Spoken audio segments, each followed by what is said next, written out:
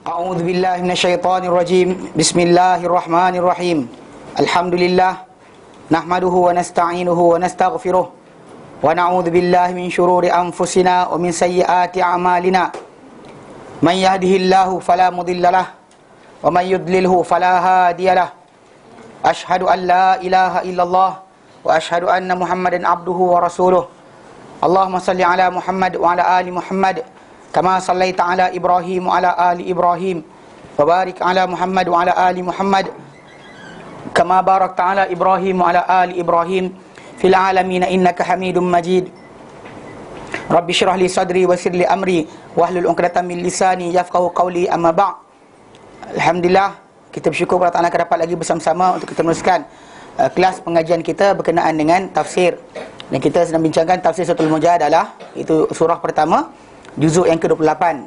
Kita memang mula dari belakang, kita ambil 30, 29, 28. Okey.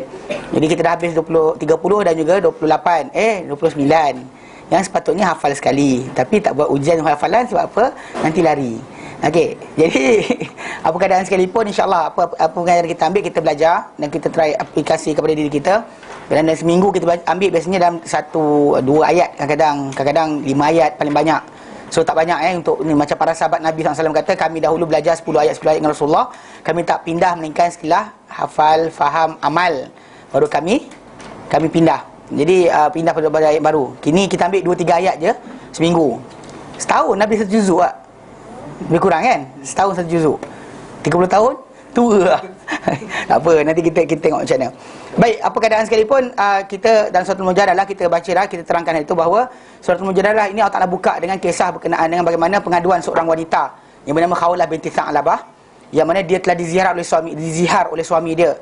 Dia mengadu kepada Rasulullah SAW bagaimana suami dia zihar dia, dan zihar ini adalah satu keadaan sebelum Islam, yang mana dia macam cerai tapi bukan cerai. Orang yang dizihar tadi itu dia tergantung, disentuh tak boleh pasal dia anggap macam mak. Pasal orang tu akan kata pada isteri dia, dia kata engkau macam pada punggung kau macam punggung mak aku, something like that.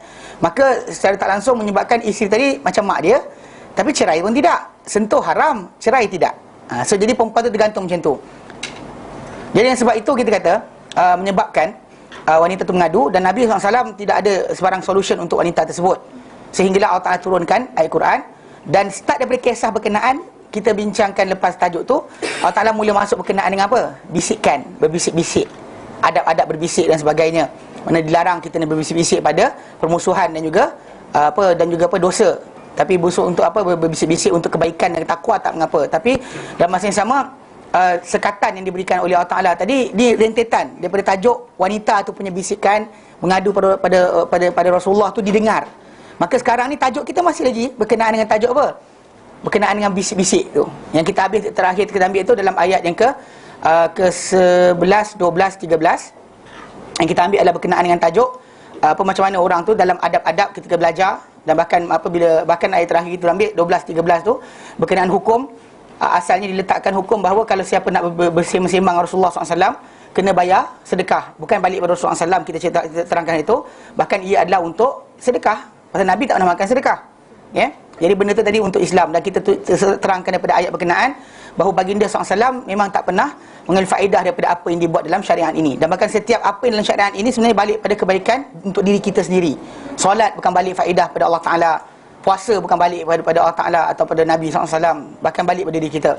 Jadi hari ini kita akan sambung kepada ayat yang ke-15 sampai 19. Ya, suatu surah Al-Mujadalah. A'udzu billahi minasyaitonir rajim. Alam tara ilal ladzina tawallaw qauman ghadiballahu alaihim ma hum minkum wala minhum wa yahlifuna 'alal kadhibi wa hum ya'lamun. A'addallahu lahum 'adzaban syadida innahum sa'a ma kanu ya'malun. Ittakhadhu aymanahum junnatan fasaddu an sabilillah falahum adzabun muhin. Lan tughniya anhum amwaluhum wala auladuhum minallahi syai'a ulaika ashabun nar hum fiha khalidun. Yauma yab'atsuhumullahu jami'an fayahlifuna lahu kama yahlifuna lakum wa yahsabuna annahum ala syai' ala innahum humul kadhibun. Istahwadha 'alaihimus syaitanu fa'ansahum dzikrallah. Ulaika hizbus syaitan. Ala inna hizbas syaitani humul khasirun. Baik, sebelum kita start baca, ingat siapa yang baru datang kelas ni, kita memang pakai buku Arab. Sebenarnya buku ni bukanlah untuk orang advance, sangat pandai bahasa Arab. Tetapi kita nak applykan apa yang kita belajar. Asyik belajar huwa mahum je kan, tak pernah pakai, tak boleh kan? Kan belajar dalam bahasa Inggeris, he, she, it, we, they kan. Kan tak pakai-pakai benda berkenaan, maka masalah. Jadi kita buat kelas ni, kelas ni hari ni dan semalam. Semalam kita bagi kitab bahasa Arab juga. Kita baca, kita terjemah serentak Jadi jangan pening kepala nanti macam nak ikut mana. Tak tengok apa, dengar bahasa Melayu saya je. Yang mana bahasa Arab tak faham, saya terangkan. Baik. Yaqulu ta'ala munkiran 'alal munafiqin muwalatihimul kuffara muwalatihimul kuffara fil batini. Yaqulu ta'ala, berfirman Allah Ta'ala, mungkiran, mengingkari, 'alal munafiqin, ke atas orang-orang munafik. Pasal tajuk sebelum ni kita kata Allah Ta'ala herdik kepada golongan Yahudi yang perangai mereka ni kan, mereka suka berbisik-bisik bila orang Islam melintas je, dibisik-bisik, tunjukkan macam contohnya macam seolah mereka ni sedang macam nak kenakan orang Islam tadi. Tapi sebenarnya mereka bisik-bisik tu nak takutkan orang tu je. Jadi Nabi larang mereka daripada bisik-bisik macam tu. Tapi mereka teruskan juga perbuatan berkenaan untuk dosa dan juga permusuhan. Maka Allah Ta'ala larang. Dan kemudian kita diajar berkenaan dengan masalah bisik-bisik. Jadi lepas Allah Ta'ala tegur golongan Yahudi tadi, sekarang masuk pada golongan yang memberikan ketaatan atau kasih sayang kepada golongan Yahudi berkenaan, iaitu golongan munafik. Golongan munafik. Jadi Allah Ta'ala berfirman mengingkari ke atas golongan munafik. Muwalatihim, perbuatan ketaatan atau taat setia, ataupun dia dalam Islam ni, selain daripada kita ada akidah kita kita beriman Allah, akhirat, syurga, neraka dan sebagainya, hasil keimanan tadi kita ada sifat wala' wal bara'. Banyak orang salah faham, dia kata Islam ni cukup dengan puasa, solat, zakat, haji. Tak. Masalah sentimen berkenaan dengan orang yang tak menyembah Allah Ta'ala atau menduakan Allah Ta'ala. So apa kita punya perasaan pada dia? Adakah kita boleh kata macam lantaklah nak sembah apa, janji dia ayat tu tak boleh keluar. Mana ada banyak orang sangka bahawa benda tak mengapa. Kita bukannya, Islam tak pernah ajar anda zalimi orang bukan Islam. Tapi masalah sekarang ni, sejauh mana anda boleh duduk dengan mereka? Apa benda-benda yang mereka buat yang anda tak boleh sertai? Apa benda yang mereka buat anda tak boleh tolong? Ada benda yang macam biasa, contoh macam dia sakit, tolong, tak ada masalah, Islam suruh tolong. Nanti kita akan baca dalam surah Al-Mumtahanah nanti. Kita akan baca bagaimana mereka ni nanti kita di Islam ni disuruh untuk buat baik kepada orang musyrikin, orang kafir yang tidak menghalau kita, tidak mengusir kita, tidak memusuhi kita dalam agama. Kita disuruh buat baik pada mereka. Allah Ta'ala nyatakan la yanhakumullah, tidak menghalang kamu, siapa? Allah. Anil ladzina lam yuqatilukum fid din, terhadap orang-orang yang tak memerangi kamu dalam agama. Walam yukhrijukum min diyarikum, dan tak halau kamu daripada tanah air kamu. Antabarruhum, kamu buat baik pada mereka. Wa tuqsitu ilaihim, kamu berlaku adil pada mereka. Memang Allah tak pernah sekat. Tapi bila ni kita kata wala tadi kan, pasal benda ni Allah Ta'ala sebut tentang Ibrahim alaihissalam. Allah Ta'ala nyatakan qad kana lakum uswatun hasanatun fi Ibrahim wal ladzina ma'ahu. Sebenarnya ada untuk kamu pada Ibrahim dan orang bersama dengan dia. Idh qalu liqaumihim, ketika mereka kata pada kaum mereka, inna bura'a'u minkum wa mimma ta'budun min dunillah, kami berlepas diri dengan kamu, tak ada hubungan kamu dan apa yang kamu sembah selain Allah Ta'ala. Kafarna bikum, dan kami kufur dengan kamu. Wa bada bainakumul adawatu wal baghdha, dan nyata di antara kami dan kamu ni permusuhan, hatta tu'minuna billahi wahdah, sehingga kamu beriman Allah Ta'ala hanya dia tidak yang lain. Ni masa sentimen lah, macam bila kita kata buat analogi sikit. Bapak kita ketua kampung betul lah. Ada orang lain nak rampas kuasa bapak kita, kan biasa kan? Yang kampung kan biasa berebut kuasa ni. AJK masjid pun rebut juga. Undi. Anyway, okey. Orang yang rampas kuasa bapak kita, try rampas kuasa bapak kita ni, dia buat kenduri. Kenduri kempen untuk rampas kuasa daripada bapak fulan-fulan. Soalan, dia ajak makan, anda pergi tak? 5 saat dia sekarang. Ha? Lah, Muslim tu. Ha. Tak, sentimennya anda akan rasa macam mana? Berat tak? Berat. Okey, berat tadi tu kalau kepada keluarga kita, orang maki bapak kita, kita tak suka. Orang buat benda-benda yang kita kata menjatuhkan kedudukan bapak kita, kita tak suka. Tetapi bila ada orang kata ada Tuhan selain Allah Taala, ada Tuhan lain selain Allah Taala. Allah Taala bukan hanya Tuhan yang ada dekat dunia ni. Tak semua benda kita patut ikut. Muhammad bukan utusan Tuhan. Tiba-tiba orang tu ajak kita untuk buat benda macam, jomlah pergi sekian, kita bersama tak? Orang yang sama kata, jomlah buat kerakyatan dan sebagainya. Di situ masalah sikit. Dia ada sentimen yang dipanggilkan sebagai apa? Wala' wal bara'. Pasal orang-orang munafik ni, diorang duduk berdepan-depan orang beriman, tunjukkan mereka beriman. Tapi bila mereka pergi saja, balik jumpa golongan Yahudi yang jadi konsultan mereka di keliling Madinah tu, mereka kata inna ma'akum. Allah sebut dalam surat Baqarah. Allah nyatakan, wa idza laqul ladzina amanu qalu amanna. Ayat ke-14. Kan? Wa idza laqul ladzina amanu, mereka bertemu orang beriman, mereka kata apa? Kami beriman. Wa idza khalau ila syayatinihim, bila mereka bersendirian dengan syaitan-syaitan mereka. Bukan maksud dia orang munafik beli setan. Kan ada patung setan, bukan. Bila mereka bersendirian dengan syaitan mereka, itu Yahudi yang keliling Madinah tadi. Qalu, mereka berkata pada Yahudi tadi, inna ma'akum, kami bersama kamu. Innama nahnu mustahzi'un, kami dengan Muhammad tu olok-olok je. Nampak? Dia ada masalah ketaatan tadi. So setiap kali mana datang masalah timbul, bila sentimen tadi berat macam ni, dia tak rasa sayang Allah dan Rasul sebagai utama. Bahkan ketaatan pada Allah dan Rasulnya hanya untuk keuntungan dunia. Kalau dia kata untung Islam menang, saya bersama Islam. Kalau Islam kalah, aku cakap dah jangan pergi. Korang tu lah mati Kan dah mati, so tak pergi, kan hidup. So dia punya kata-kata sentiasa menyakiti umat Islam. Jadi kumpulan ni kita kata, yang ni dia kata orang munafik tadi, dia punya sayang dia tadi kepada golongan Yahudi keluar Madinah tadi lebih sayang daripada Rasulullah SAW. Dia tak rasa besar. Bahkan kepada Allah pun macam tu juga. Bahkan macam ini nifaq ini adalah zahirkan Islam, dalam tu kufur. Jadi kita zahir dalam tu adalah kita tak suka dengan Islam ni sebenarnya. Tapi Islam jugalah, kenapa? Dah orang semua Islam, kita Islam lah. Dia kata Islam tu kan kena diperangi dan sebagainya. So jadi Islam. Yang neraka paling bawah tu. Itu neraka paling bawah sekali. Orang kafir bawah dah, dia bawah daripada kafir, bawah daripada orang kafir lagi. Jadi dengan sebab itu Allah Taala apa? Allah Taala mengingkari ke atas orang munafik, muwalatihim, perbuatan tak setia mereka, kasih sayang mereka, sokongan mereka, al-kuffar, apa muwalatihim al-kuffar, pada golongan kafir. Fil batini, dalam diri mereka. Mereka tak zahirkan depan-depan, tapi dalam diri mereka Allah Taala ingkari benda ni. Wa hum fi nafsil amr, dan mereka pula fi nafsil amr, pada masa yang sama, la ma'ahum, tidak bersama golongan kafir. At the same time, dia bukan bersama dengan Yahudi. Wala ma'al mu'minin, dan tidak bersama juga orang beriman. Nak kata dia kat sini tak juga, nak kata kat sini tu tak juga. Tapi orang sini dia kata saya bagus, orang sini kata saya bagus. Jadi dia dua muka, dia talam dua muka ni. Kan orang munafik ni talam dua muka.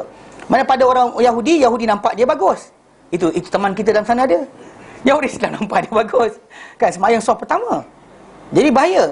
Kama qala ta'ala, SWT firman dalam Al-Quran, firman Allah Ta'ala dalam surah An-Nisa ayat 143, mudzabdzabina baina dzalika, mereka terumbang-ambing di antara demikian. La ilaha ula, tidak kepada golongan ini, wala ilaha ula, tidak juga kepada golongan ini. Wa man yudlillah falan tajid lahu sabila, dan siapa Allah Ta'ala sesatkan dia, nescaya kamu takkan dapati untuk sebarang jalan. Dia tak faham pun langsung mana benda dia buat tadi membahayakan diri dia.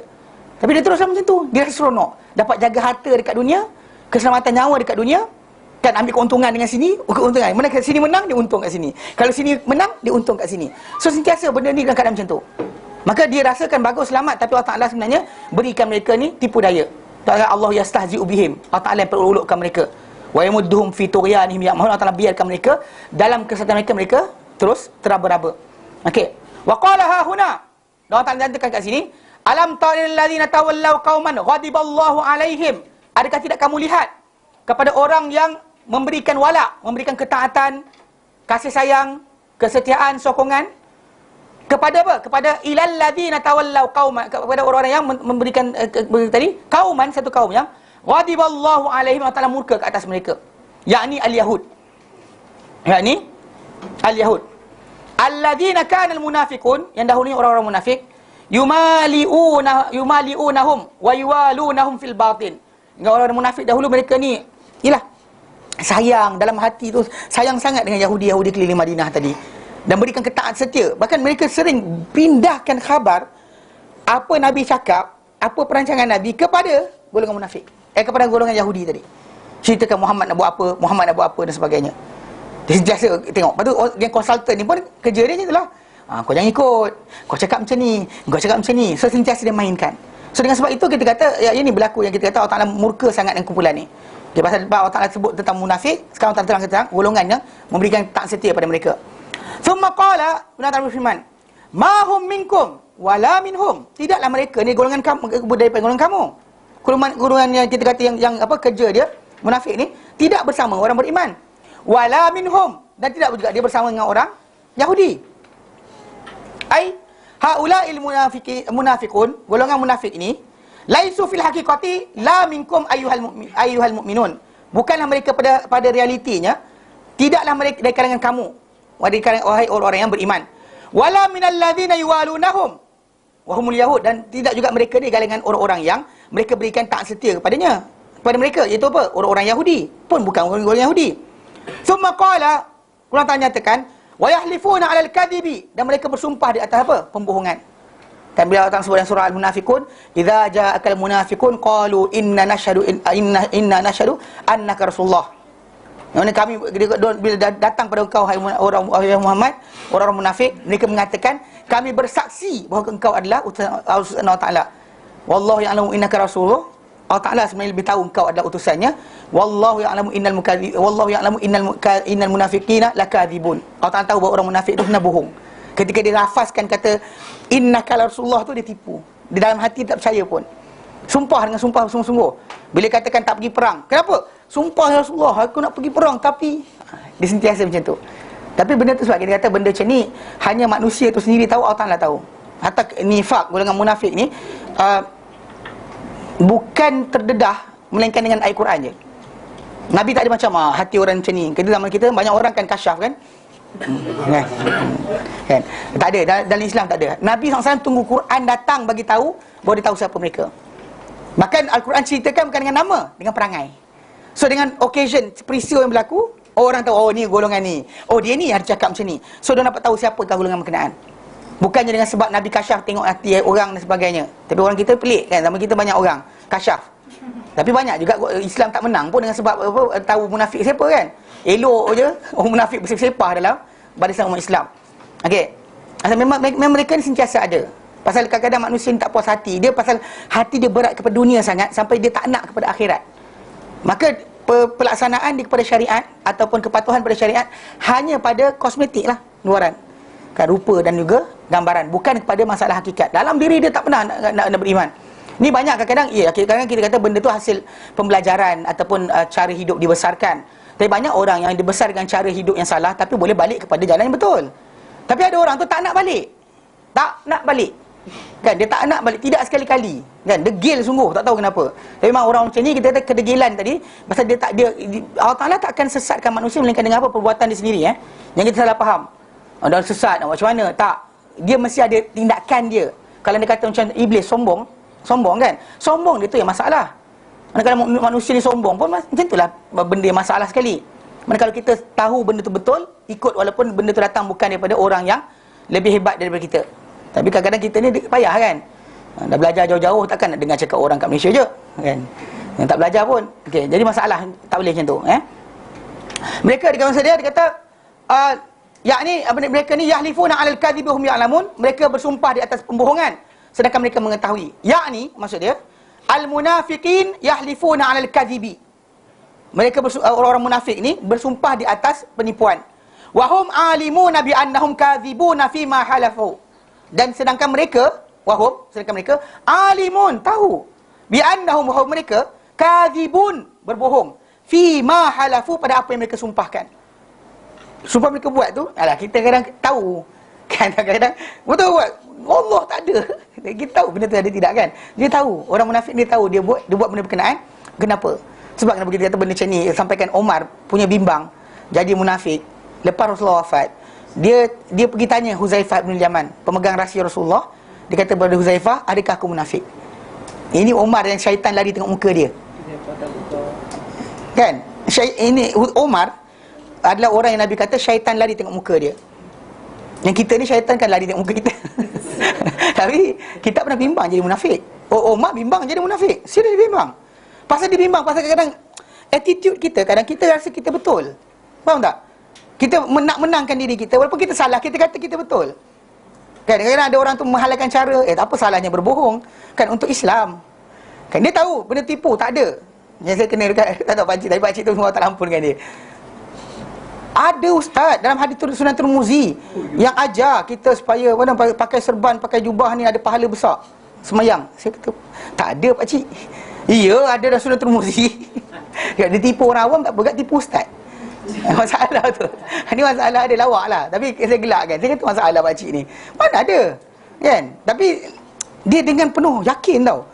Dia ada dua. Either tok guru dia bohong dia, atau dia memang tak tahu dia berbohong. Kalau tok guru dia bohong, dia satu masalah lah. Kan dia tak tahu tapi dia terikut. Tapi kalau dia kata memang dia tahu benda salah, dia nak menang juga dia berbohong, itu masalah. Ni banyak berlaku kadang-kadang kita kata benda macam ni. Kan kita nak menang kan, kita wallahi demi Allah kan, takkan aku makan sikit-sikit, tapi buat juga, tipu je. Itu masalah. Jadi bukan munafik tadi ketika mengatakan dia beriman, tapi dia tahu dia tak beriman pun. Dia tahu dia tak beriman. Wahya yaminul ghamus. Ia adalah sumpah yang apa? Menenggelamkan. Sumpah yang membenamkan. Dalam hadis Nabi kata yaminul ghamus ni macam-macam. Kalau contoh macam orang tu menyaga kan, jual barang, dia sumpah demi Allah barang ni paling baik. Dia dengar orang tu jual barang, sebut demi Allah, tinggalkan, jangan beli. Sebut demi Allah sekian, tinggalkan. Jangan beli barang pada orang tu. Hilang keberkatan. Seorang tu tak ada di sisi dia, tak ada besarnya nama Allah Ta'ala tu di depan dia. Dia suka pakai macam tu je. Hatta Nabi sendiri sebenarnya ngelak. Nabi biasa sebut walladhi nafsu Muhammadin biyadih. Nabi tak sebut wallahi, jarang. Waimullah, jarang. Normally Nabi akan lafaz ke apa? Walladhi nafsu Muhammadin biyadih. Demi Tuhan, demi yang Muhammad di tangannya. Dia takkan gunakan wallah. Tapi zaman kita ni wallah, wallahi, wabillahi, watallahi. Semua orang nak sumpah. Dalam televisyen ada, dekat masjid negara ada, masjid macam-macam masjid. Tak, semua orang nak bersumpah. Kenapa? Kan kita sebenarnya pasal benda tadi, kalau tak betul, tak betul lah. Kalau betul-betul lah. Jangan gunakan sentimen sumpah tadi untuk menangkan pendapat kita. Dan bahkan dalam mahkamah, kalau anda kata mahkamah minta suruh sumpah, baru sumpah. Jangan, Tuan Hakim demi Allah saya tak buat. Jangan tak payah. No such thing. Dan Islam tak ni. Kalau Hakim kata suruh sumpah dan baru buat. Sumpah tadi bukan kita suka hati sumpah. Faham tak? Ini problem dalam masyarakat kita. Suka nak main sumpah. Kalau tidak suka letak Quran atas kepala. Apa hal? Kan? Kena faham. Setelah mana apa kita kata panggil apa, turun Taurat, Allah Ta'ala tak musnahkan bangsa-bangsa manusia ni dengan hanya kata-kata mulut. Bahkan Allah Ta'ala berikan ruang, tangguhkan. Kadang-kadang orang tu bersumpah bohong pun Allah Ta'ala tak ambil time tu juga. Bahkan Allah Ta'ala tak hukum dia time tu juga. Actually lebih teruk daripada kalau Allah Ta'ala hukum dia time tu juga. Sebab bila simpan akhirat kekal abadi. Kalau dia kata dunia dia kena kan, dia semua sumpah dia jatuh longkang, ampun lagi settle. Tapi kalau kata dia semua sumpah, tak ada apa benda, sihat walafiat, bahaya. Cukup bahaya. Bahkan memang kita para ulama menyatakan, kalau sekiranya orang tu buat jahat, kan, tak Allah Ta'ala biarkan dia, maksudnya Allah Ta'ala tak sayang dia langsung. Kalau dia buat jahat, Allah Ta'ala bagi dia jatuh, bagi dia musibah di atas kejahatan yang dilakukan. Allah Ta'ala sayang dia, Allah Ta'ala hapuskan dosa dia, nak suruh tarik dia balik. Lepas itu dalam Quran Allah Ta'ala nyatakan dalam surah Sajadah, kan kita ulang, kita sebut Allah kata apa? Falanudhiqannahum minal azabil adna dunal azabil akbari la'allahum. Okey, tinggalkan dulu ujung tu. Falanudhiqannahum, pasti kami akan kenakan mereka minal azabil adna, daripada azab yang apa? Yang kecil, yang rendah. Dunal azabil akbar, bukan azab yang besar, itu hari akhirat. Kenapa? La'allahum, moga-moga mereka yarji'un, kembali. So jadi Allah Ta'ala kenakan musibah, sayang ke benci? Sayanglah. Tapi kita mana ada kata alhamdulillah kena musibah. Mana ada orang cakap yang tu? Kan? Tapi sebenarnya memang itu aturan Allah Ta'ala. Bila dia berikan benda berkenaan. Bahkan satu hadis yang datang dalam hadis hadis yang sahih, pernah seorang lelaki jumpa Nabi SAW, dia kata dia tak pernah sakit kepala. Tak pernah seorang sakit kepala, dia kata. Tahu Nabi kata apa? Siapa nak tengok ahli neraka, tengok lelaki ni. Siapa nak tengok ahli neraka, tengok lelaki ni. Pasal actually bila Allah Ta'ala berikan sakit pada seorang tu, Allah Ta'ala nak bersihkan dosa dia, menjadikan musibah yang ada pada dia penghapus bagi dosa-dosa yang dia ada. Bahkan dalam hadis yang datang, demam sehari boleh hindarkan dosa setahun. Tapi lah manusia ni kadang-kadang nak cepat baik dan sebagainya, lupa berkenaan tajuk tadi. Bukan maksud dia tak berubat. Bukan yang untuk berubat lah, dia baring. Kenapa? Banyak lagi dosa habis. Itu bangang juga nama dia. Tak kenalah. Kan masuk berubat, Nabi suruh berubat. Tapi dalam masa sama kalau dah berubat tak baik-baik juga. Maksud dia lepas buat effort tapi tak dapat apa? Result. Maksudnya redha lah. Dah buat effort tak berjaya. Maksud dia Allah Taala yang tak berikan. Kalau dia kata kalau betul Allah Taala nak bagikan, air putih kita minum pun sembuh. Ni. Bismillah minum. Allah Taala bagi. Effort kita buat, air putih ni jadi sebenarnya. Jangan dia kata tak nak bagi, telan dah apa 1 tan minyak. 1 tan ubat tu, makan tu ubat tu 1 jam sekali. 24 hours kan pun makan berbiji-biji, beratus biji ubat telan pun, madu gogok ni, segelas-segelas, sehari segelas. Tak, Allah tak bagi juga. Kena faham macam tu. Effort buat, struggle buat, tapi apa? Result redha. Faham Jadi memang dikata wala siyama fi misli halihim al-lain. Tambahan pula sumpah mereka buat ni, Allah kata apatah lagi pada seperti keadaan mereka ni yang dilaknat.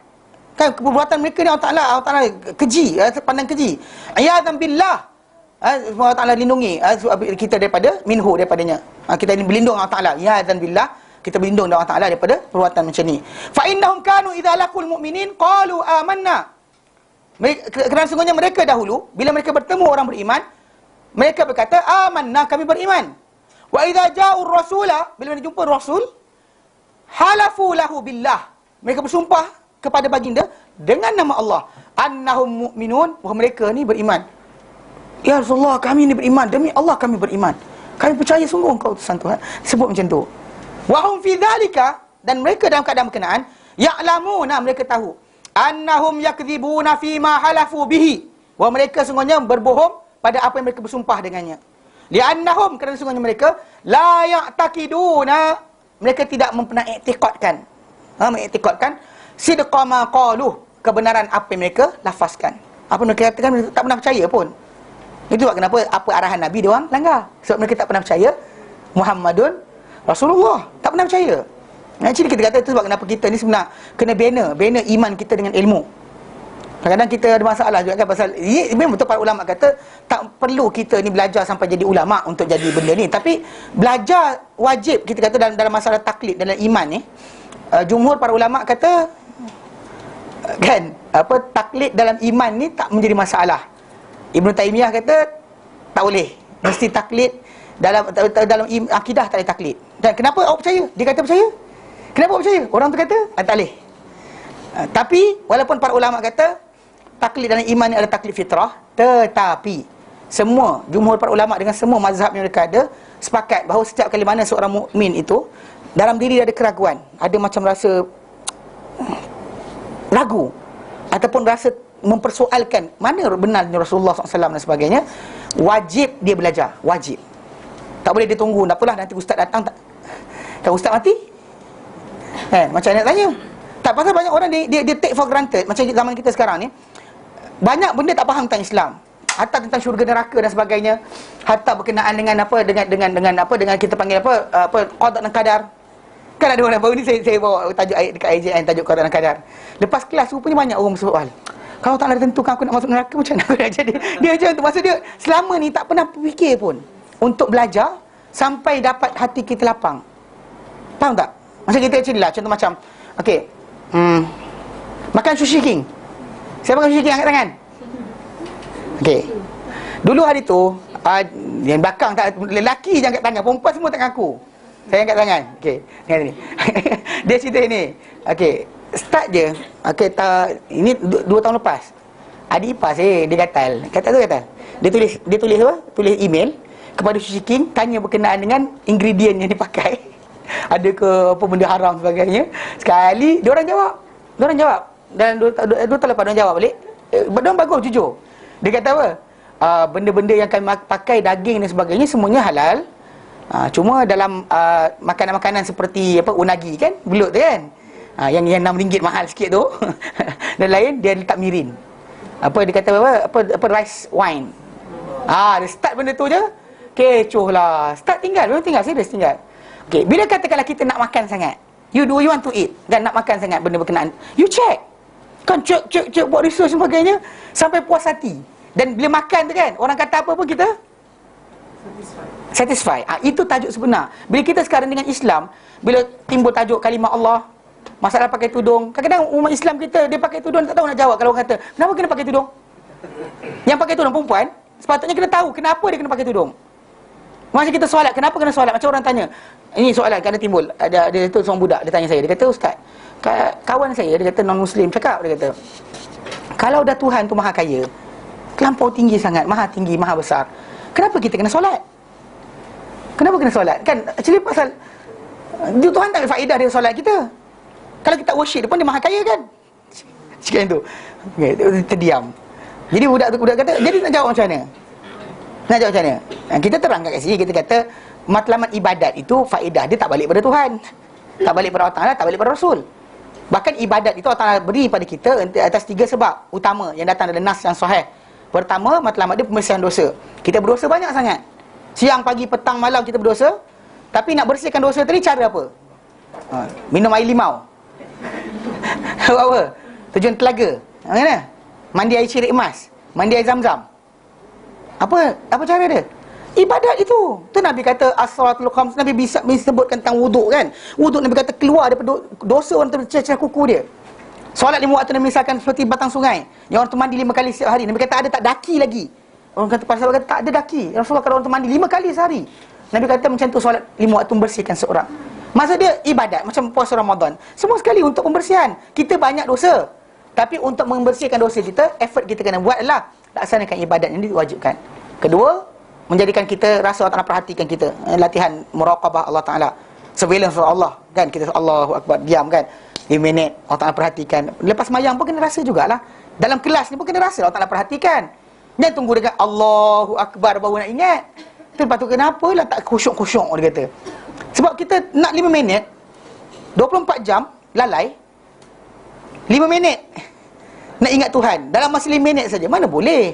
Sekarang kena rasakan diperhatikan kita. Dalam kereta kena rasa diperhatikan kita. Dan only kita akan dapat banner. Itu ibadat kita diberikan. Dan Ramadan paling panjang 12 jam. Allah Ta'ala kita rasa Allah Ta'ala perhatikan. Tak sentuh benda haram, tak tengok benda haram. Orang mengumpat, astagfirullah, lari kan. Lepas Ramadan lupa. Allah Ta'ala bukan bulan Ramadan jadi ada. Bulan Ramadan dia, maksud dia itu dia latihan, training untuk kita rasa dia perhatikan kita. Allah Ta'ala tahu suruh takwa, kita tak reti. Takwa macam mana? So dia bagi kita ibadat yang latih kita benda berkenaan. Dan yang terakhir menjadikan sebab kita dapat cinta Allah Ta'ala. Itu 3 saja sebab kenapa ibadat kita laksanakan. Nothing more than that. So bila orang tanya kenapa ibadat, kenapa solat, terangkanlah. Because of this. Sebab kenapa seorang Muslim tu kena tahu kenapa dia beribadat. Kata dia pening kepala. Kenapa ibadat? Entah, ustaz suruh. That's not the answer. Itu kan jawapan dia, bukan jawapan yang sebenar. Faham? Jadi dalam keadaan mereka ni, macam mereka datang mengatakan bahawa mereka beriman, tapi sebenarnya mereka tak beriman pun. Wa hum fi dzalika ya'lamun annahum kadzibun fi ma halafu. Okey? Kerana mereka dapat li'annahum la ya'taqiduna sidqa ma qalu. Kerana mereka tak mengiktikadkan kebenaran apa yang mereka katakan. Mereka tak iktikadkan. Wa in kana fi nafsil amr mutabiqan. Okey? Sekalipun pada masa yang sama, ia adalah bertepatan sebenarnya. Lafaz tadi memang kita kata orang tahu. Lafaz tu betul. Sama macam orang beriman cakap. Orang beriman kata kami beriman.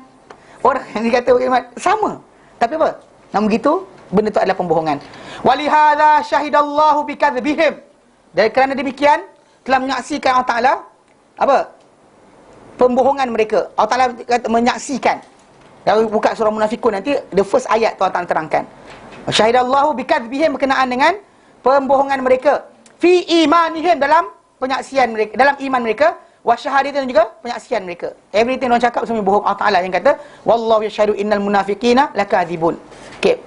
Thumma qala, Allah Ta'ala berfirman, a'addallahu lahum adzaban syadida. Allah Ta'ala mempersiapkan untuk mereka azab yang keras, azab yang pedih, yang keras.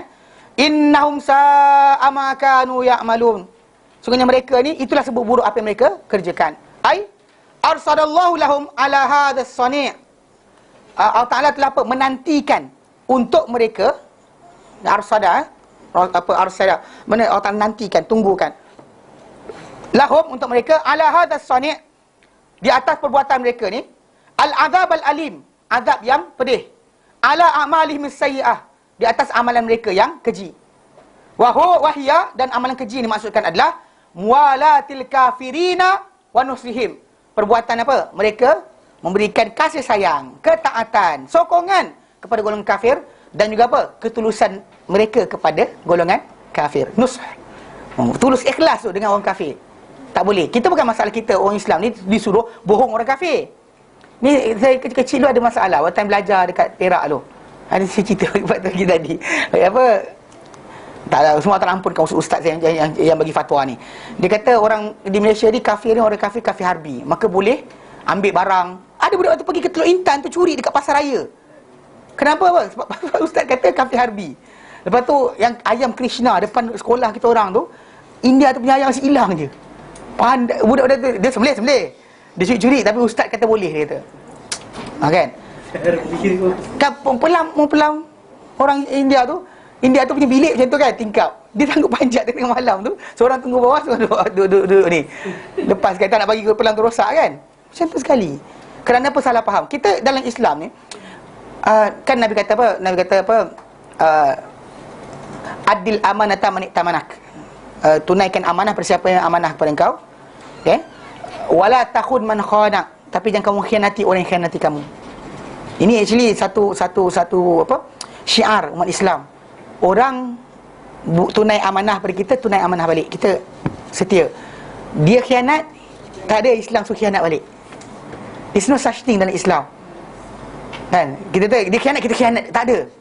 Bahkan tu dalam Islam kita kata contoh macam dulu Rasulullah SAW nak buat balik. Macam bila berlaku pada para sahabat dibelah dada bila mati dalam peperangan, dipotong hidung, dipotong telinga dan sebagainya, muslah dipanggil. Allah Ta'ala larang. Jadi Nabi nak balas balik kalau boleh, tapi benda berkenaan Allah Ta'ala larang dan Nabi larang. Allah Ta'ala larang daripada perbuatan muslah. Walaupun kita kata dia orang khianat kan dan bunuh mati, udahlah. Tak kerat pula, cabut ini, cabut itu, tak boleh. Mana itu sebab Islam ini dia actually kita noble. Kita bukannya berperang kerana nafsu, marah dan sebagainya. Kita perang Allah Ta'ala perintahkan kita perang. Kita bergerak Allah Ta'ala perintahkan kita bergerak. Bukan atas geram kita. Kerana geram kita nak balas dendam, tak ada. There's no such thing in Islam. Pasal dalam hadis Nabi SAW bila para sahabat dahulu kan bertanya, ada orang berperang kerana semangat, ada orang kerana keberanian dan sebagainya. Tapi kata yang di atas siapa berperang kerana ditakuna kalimatullahil ulia, supaya kalimah Allah jadi tertinggi, itulah saja fisabilillah. Yang lain semua bukan. Itu mati dalam jahiliyah, bahaya. Banyak orang tak faham, dia ingatkan benda tu boleh dan Islam ni semangat. Tak boleh. Sentimen tak ada. Itu sebab kita kata benda berkenaan dia orang buat, tapi kita tak boleh balas macam tu. Tapi dalam benda ni kita kata perbuatan orang kafir. Jadi maksudnya kita tak bersama dengan dorang, tapi bukan kita khianat dorang. Dorang buat apa benda dorang punya kerja, lakum dinukum waliyadin. Apa mereka buat agama mereka, biarkan. Kita hal kita. Banyak orang yang salah faham tajuk ni. Bahkan ada timbul ada satu keluarga saya kenal. Yang abang, yang lelaki ni Muslim lah. Isteri dia masuk Islam. Keluarga isteri dia masih lagi bukan Islam lah, Kristian. Mak mertua dia tu, mak isteri dia tu, sikit macam dubious lah, macam ada sikit macam niat agak ni sikit. Dia suka kalau nak sambut Christmas, nak sambut mesti kat rumah anak perempuan dia yang masuk Islam ni. Tak ada kerja lain. Kan tahu dah budak ni anak dia tak sambut. Dia macam nak biasakan cucu dia supaya sambut Christmas. Lepas tu jadi bila orang adik-beradik bincang lah, dia katakan tapi sentimen. Dia kata macam mana ustaz? Kan ni mak dia. Saya kata betul mak dia. Macam ni lah saya kata dengan abang tu. Abang macam ni. Jangan. Abang jumpa mak abang, duduk dengan akak, cakap dia, mak sakit, mak nak duit, kami bayar. Mak tak ada teman, kami temankan. Mak jalan ke mana, kami support semua sekali. Kan? Mak nak apa kami tunaikan. Tetapi satu benda je, akidah kami tak serah. Just one thing. Lain tak apa. Mak nak jalan-jalan dengan cucu, boleh. Nak pergi sekian, boleh, tak ada masalah. Ke gereja, tidak. Walaupun hormat bukan maksud dia kita sembah, dia orang sembah. Nanti jadi macam perbuatan orang musyrik. Diminta pada Nabi SAW, setahun kami sembah Tuhan kau, setahun kau sembah Tuhan kami. Allah Ta'ala suruh kita lafazkan apa? Qul ya ayyuhal kafirun la a'budu ma ta'budun. Habis. Ni yang masalah kita berat sikit. Tapi zaman sekarang dah jadi kes kan. Bila satu Malaysia nak buat ke tak nak? Kan orang bukan Islam ajak pergi untuk makan benda-benda macam tu. Tak boleh lah. Kan kita bila kita pada hari perayaan Islam tadi kita berhenti berpuasa. Bukan masalah benda tadi kita kata makan. Tadi makanlah, akan makanlah. Kita tak sekat siapa-siapa datang makan. Kan bahkan kita kata tapi bila benda tu occasion yang diorang buat tadi berkaitan ketuhanan, kita tak boleh hadir kat situ. Kalau benda bukan ketuhanan tak apa. Bila ketuhanan, contoh macam makan, kenapa? Hari ni Tuhan baru lahir. Dah gila tu. Mana menaikkan? Oh, okey, Tuhan baru lahir. Hari ni Tuhan cahaya menang kat atas Tuhan kegelapan. Jadi kelakar diorang tukar sikit dekat version dekat televisyen. Zaman dahulu ada suara ni kampung zalim, jadi penyelamat. Diorang tak kata itu orang, dia kata Tuhan. Mana boleh kita meraihkan benda berkenaan? Stop situ. Kan dia kata selamat hari Deepawali. Masalah dia. Benda-benda tak boleh. Benda lain tak apa. Dia jatuh motor, tolong angkat. Dia sakit, jatuh motor sampaikan berdarah. Masuk dalam kereta kita, tumpah darah pun tak apa. Dia nak beranak, hantar pergi hospital. Kan? Betul lah. Kan dia tak ada duit. Nak belajar, bagi duit. Dia tak ada belajar, kan? Kumpul. Umat Islam ni kumpul duit untuk tanggung seorang anak non-Muslim nak pergi belajar. Silakan. Allah tak pernah larang. Tapi bab berkenaan dengan ketuhanan, tolong jangan bagi. Itu je. Lain tak apa, bagilah. Duit anda tak ada masalah. Bagi macam tu, tak ada masalah. Tak ada kata rugi, tak ada. Allah Ta'ala kira kebaikan. Kalau bagi anjing makan pun Allah Ta'ala kira. Takkan bagi orang kafir tak dapat pahala. Gila apa? Kan? Ni banyak orang salah faham. Anjing tak apa. Kan perempuan masuk syurga bagi anjing makan. Bagi orang kafir makan, tak boleh. Nah, ini masalah. Idea mana ni? Takkan tak boleh kerana sekian. Anjing makan tak apa. Kan? Takkan orang lagi hina daripada anjing? Tak. Na'udzubillah, Allah Ta'ala berikan kemuliaan anak Adam. Kafir sekalipun dia ada hak sebagai manusia. Faham? Jadi bila dalam ayat ni kata, itu perbuatan munafik ni tadi apa? Memberi taat setia, kasih sayang dan juga apa? Ketulusan. Tulus. An-nus wa nushilahum. Ketulusan kepada orang-orang kafir. Wa mu'adatil mu'minin wa ghasyihim, dan juga memusuhi orang beriman dan juga apa? Membuat tipu daya kepada orang beriman. Ghash. Dia sorokkan, dia zahirkan macam sokong tapi tak sokong pun. Walihadza qala ta'ala, kerana ini firman Allah Ta'ala, berfirman Allah Ta'ala, ittakhadhu aymanahum junnatan fasaddu an sabilillah. Mereka mengambil sumpah mereka itu sebagai apa? Benteng. Dengan sumpah tadi mereka merasakan mereka selamat. Sedangkan sebenarnya benda tadi Allah Ta'ala tahu. Lalu mereka menyekat daripada jalan Allah Ta'ala. Ay azharul imana wa abtanul kufr. Azharul imana wa abtanul kufra. Mereka menzahirkan iman dan mereka menyembunyikan kekufuran. Wattaqu bil aymanil kadzibah. Dan mereka berlindung dengan apa? Sumpah-sumpah yang dusta. Fazanna katsirum mimman la ya'rifu haqiqata amrihim amrihim sidqahum faqtarra bihim. Maka menyangkalah ramai dari kalangan yang tak mengetahui, hakikat keadaan mereka. Mereka menyangka bahawa apa? Kebenaran mereka, kebenaran orang-orang yang bersumpah tadi. Faqtarra bihim. Lalu orang-orang berkenaan apa? Tertipu dengan golongan ini. Lalu mereka pun masukkan cerita macam-macam. Kan dengar dan sebagainya. Banyak jadi kes macam ni. Seorang munafik ni bahaya. Allah Ta'ala kata sebenarnya lepas ayat berkenaan dengan tuju kepada orang-orang Yahudi, Allah terus balik kepada orang munafik. Pasal ini paling teman rapat mereka. Yang kalau orang Yahudi tak buat benda tu, munafik akan buat. Akan tolong mereka untuk buat. Dan fahasala bihadza saddin an sabilillah. Maka terhasillah dengan ini sekatan daripada jalan Allah Ta'ala li ba'din nas, kepada sebahagian manusia. Mana jalan Allah Ta'ala buka untuk mereka beribadat ke atau berjihad ke dan sebagainya, maka perbuatan munafik tadi menyebabkan apa? Terhalang. Contoh macam bila dia kata, kalau kamu keluar nanti kamu mati. Kalau kamu sekian, dia sentiasa keluarkan kata-kata yang memberikan rasa orang macam, betul juga. Betul juga. Oh, pasal kalau ini orang kafir, yang bercakap dengan orang kafir, orang tak ada masalah.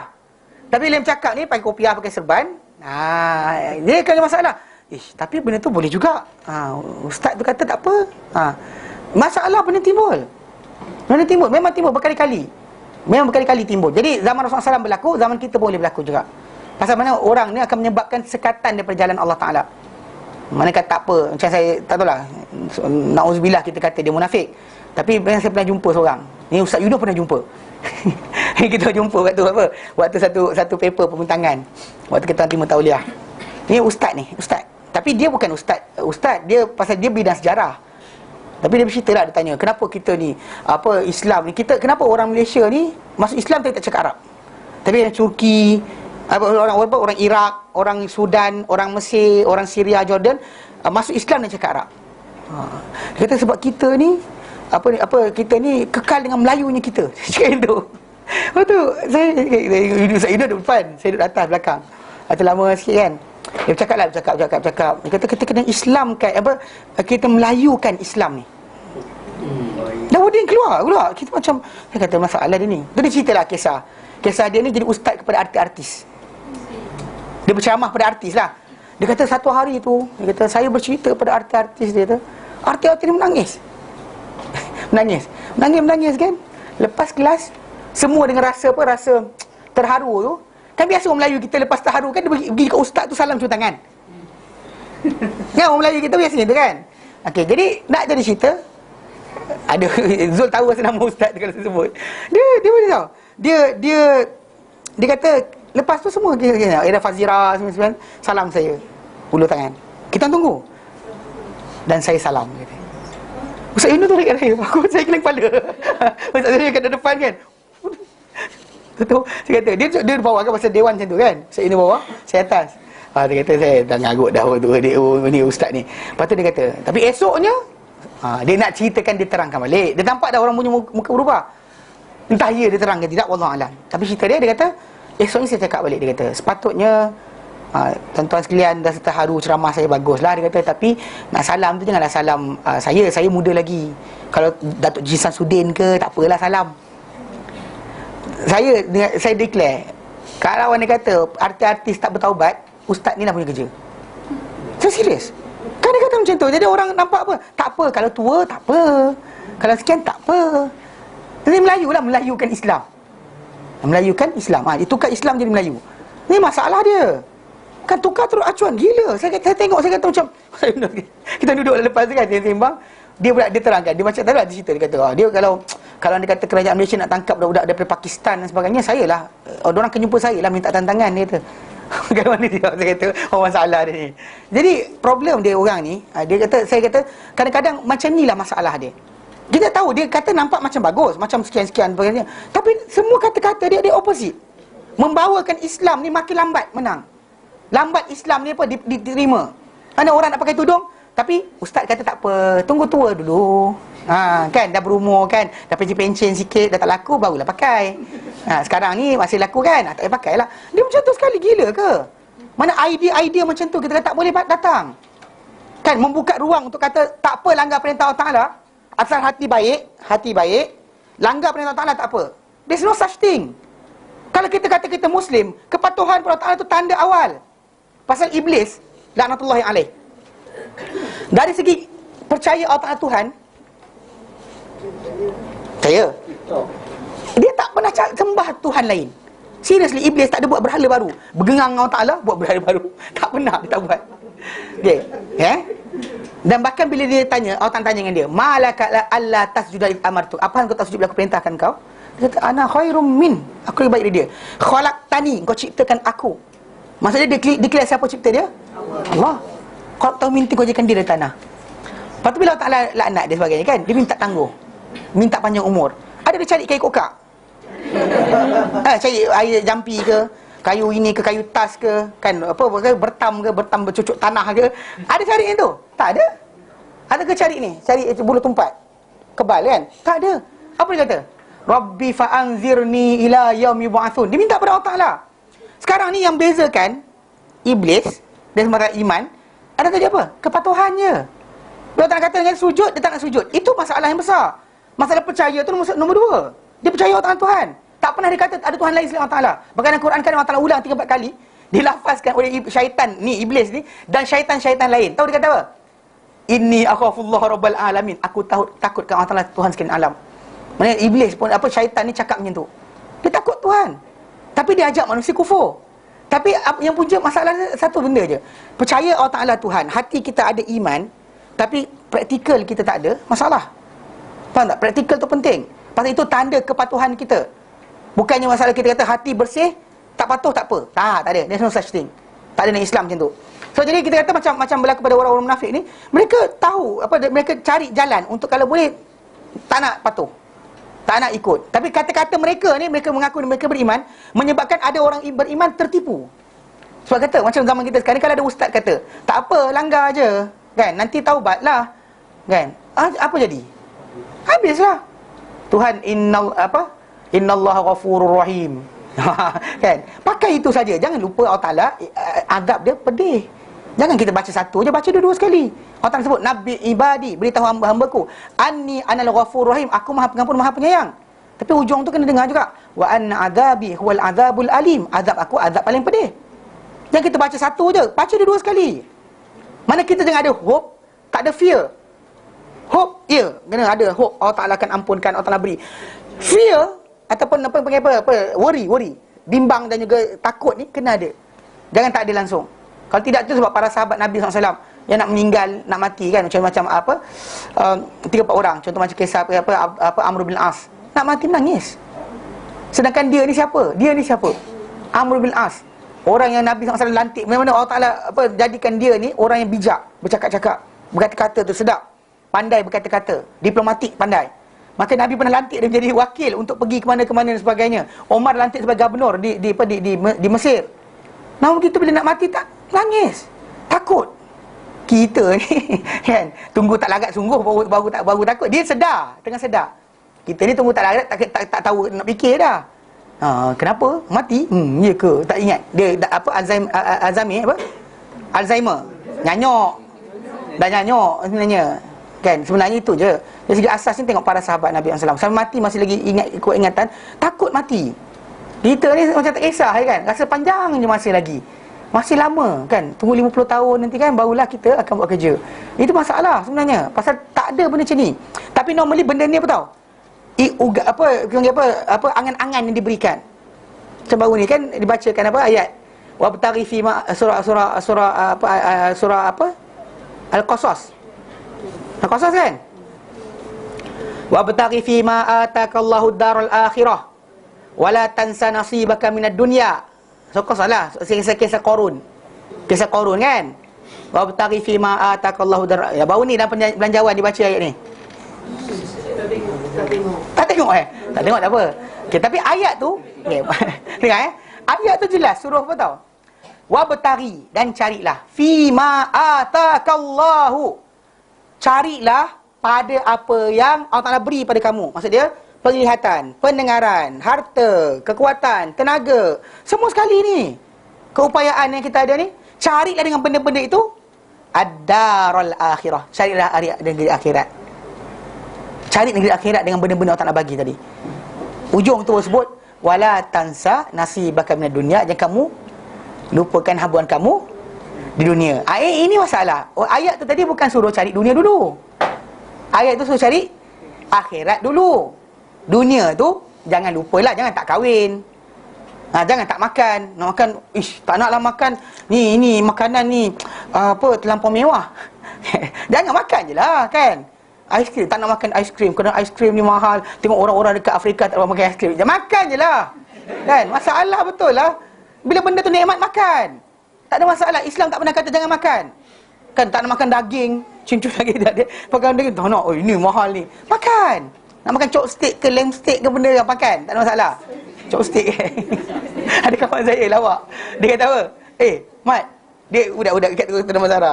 Dia kata apa? Mat, jom kita pergi kedai pakcik tu makan chopstick. Saya kata lamb chop lah. Bukan chopstick ke dia kata? Chopstick je. Chopstick dia kata. Lawak budak tu.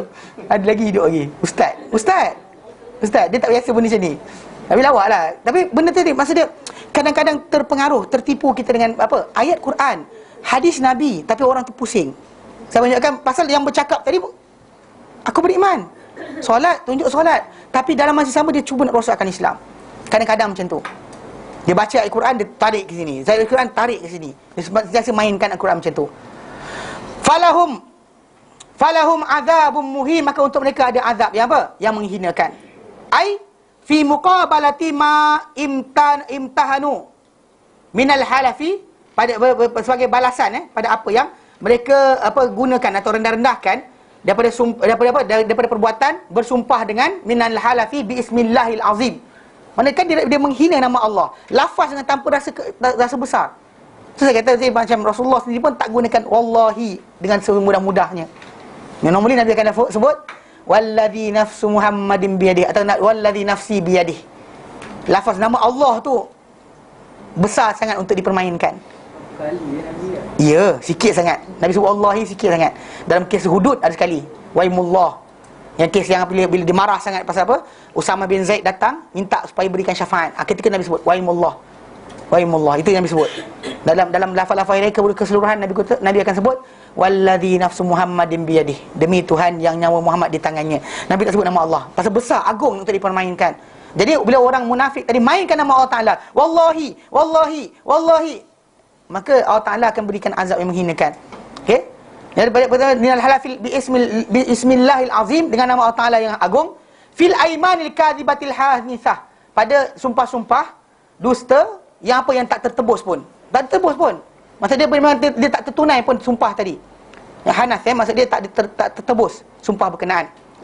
Summa qala, kemudian Allah Taala berfirman, lan tughniya anhum amwaluhum wala auladuhum minallahi syai'a.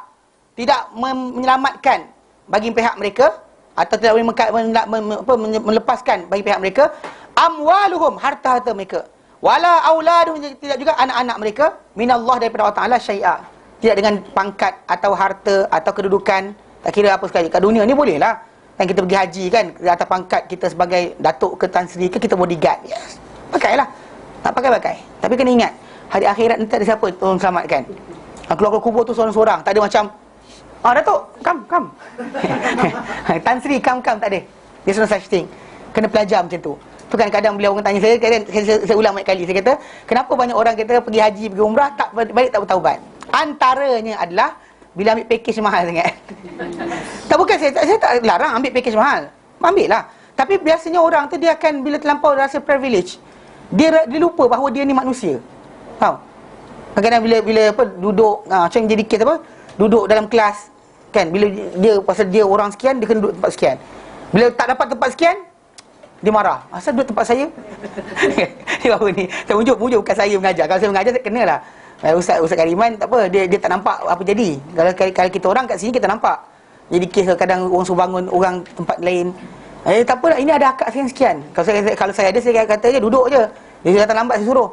Kan? Bukannya kita tak ada bukan kita tak nak hormati. Tapi bila dah belajar pakai juga title, masalah lah.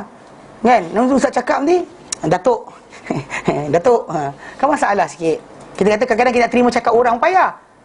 Kan ada CEO besar sebagainya, orang semua ikut tunjuk kita. Satu hari ustaz cakap benda tak boleh. Saya nak kata apa? Saya tak boleh je ustaz ni. Benda. Saya pernah dengar macam tu jawapan. Dia tanya hukum, kita terangkan, alah ustaz, Aziz pak tak boleh je. Kan? Dia ingat dunia pasal dia sentiasa pangkat dia menyebabkan dia boleh lepas. Tapi bila satu hari dia tanya kita, Al-Quran dan hadis tak lepaskan. Tiba dia nak juga lepas. Dia masalah macam ni. Kan asyik seronok sangat makan apa, zaman muda-muda dulu dah gogok arak banyak sangat, wine dan sebagainya. Dah tua dah masuk dah ikut Islam dengan betul, masih lagi nakkan wine tadi. Tanya, apa hukumnya ustaz kalau sekiranya kita masak daging pakai wine? Kalau wine tu dah, bila dah dimasak kan dia evaporate kan. Dia ajar kita asal fizik lah, bagi kau tahu. Dia letak itu, dia kata dia evaporate, so dia tidak lagi arak, dia kata. Saya pandang muka dia, kita kecil kan. Tapi lah orang tua, kalau budak-budak kita boleh marah. Kita katakan dia, Tuan Haji, Nabi SAW, benda-benda macam tu, benda-benda haram ni, bukan setakat makan, ambil faedah Nabi tak izinkan. Contoh macam arak, saya kata.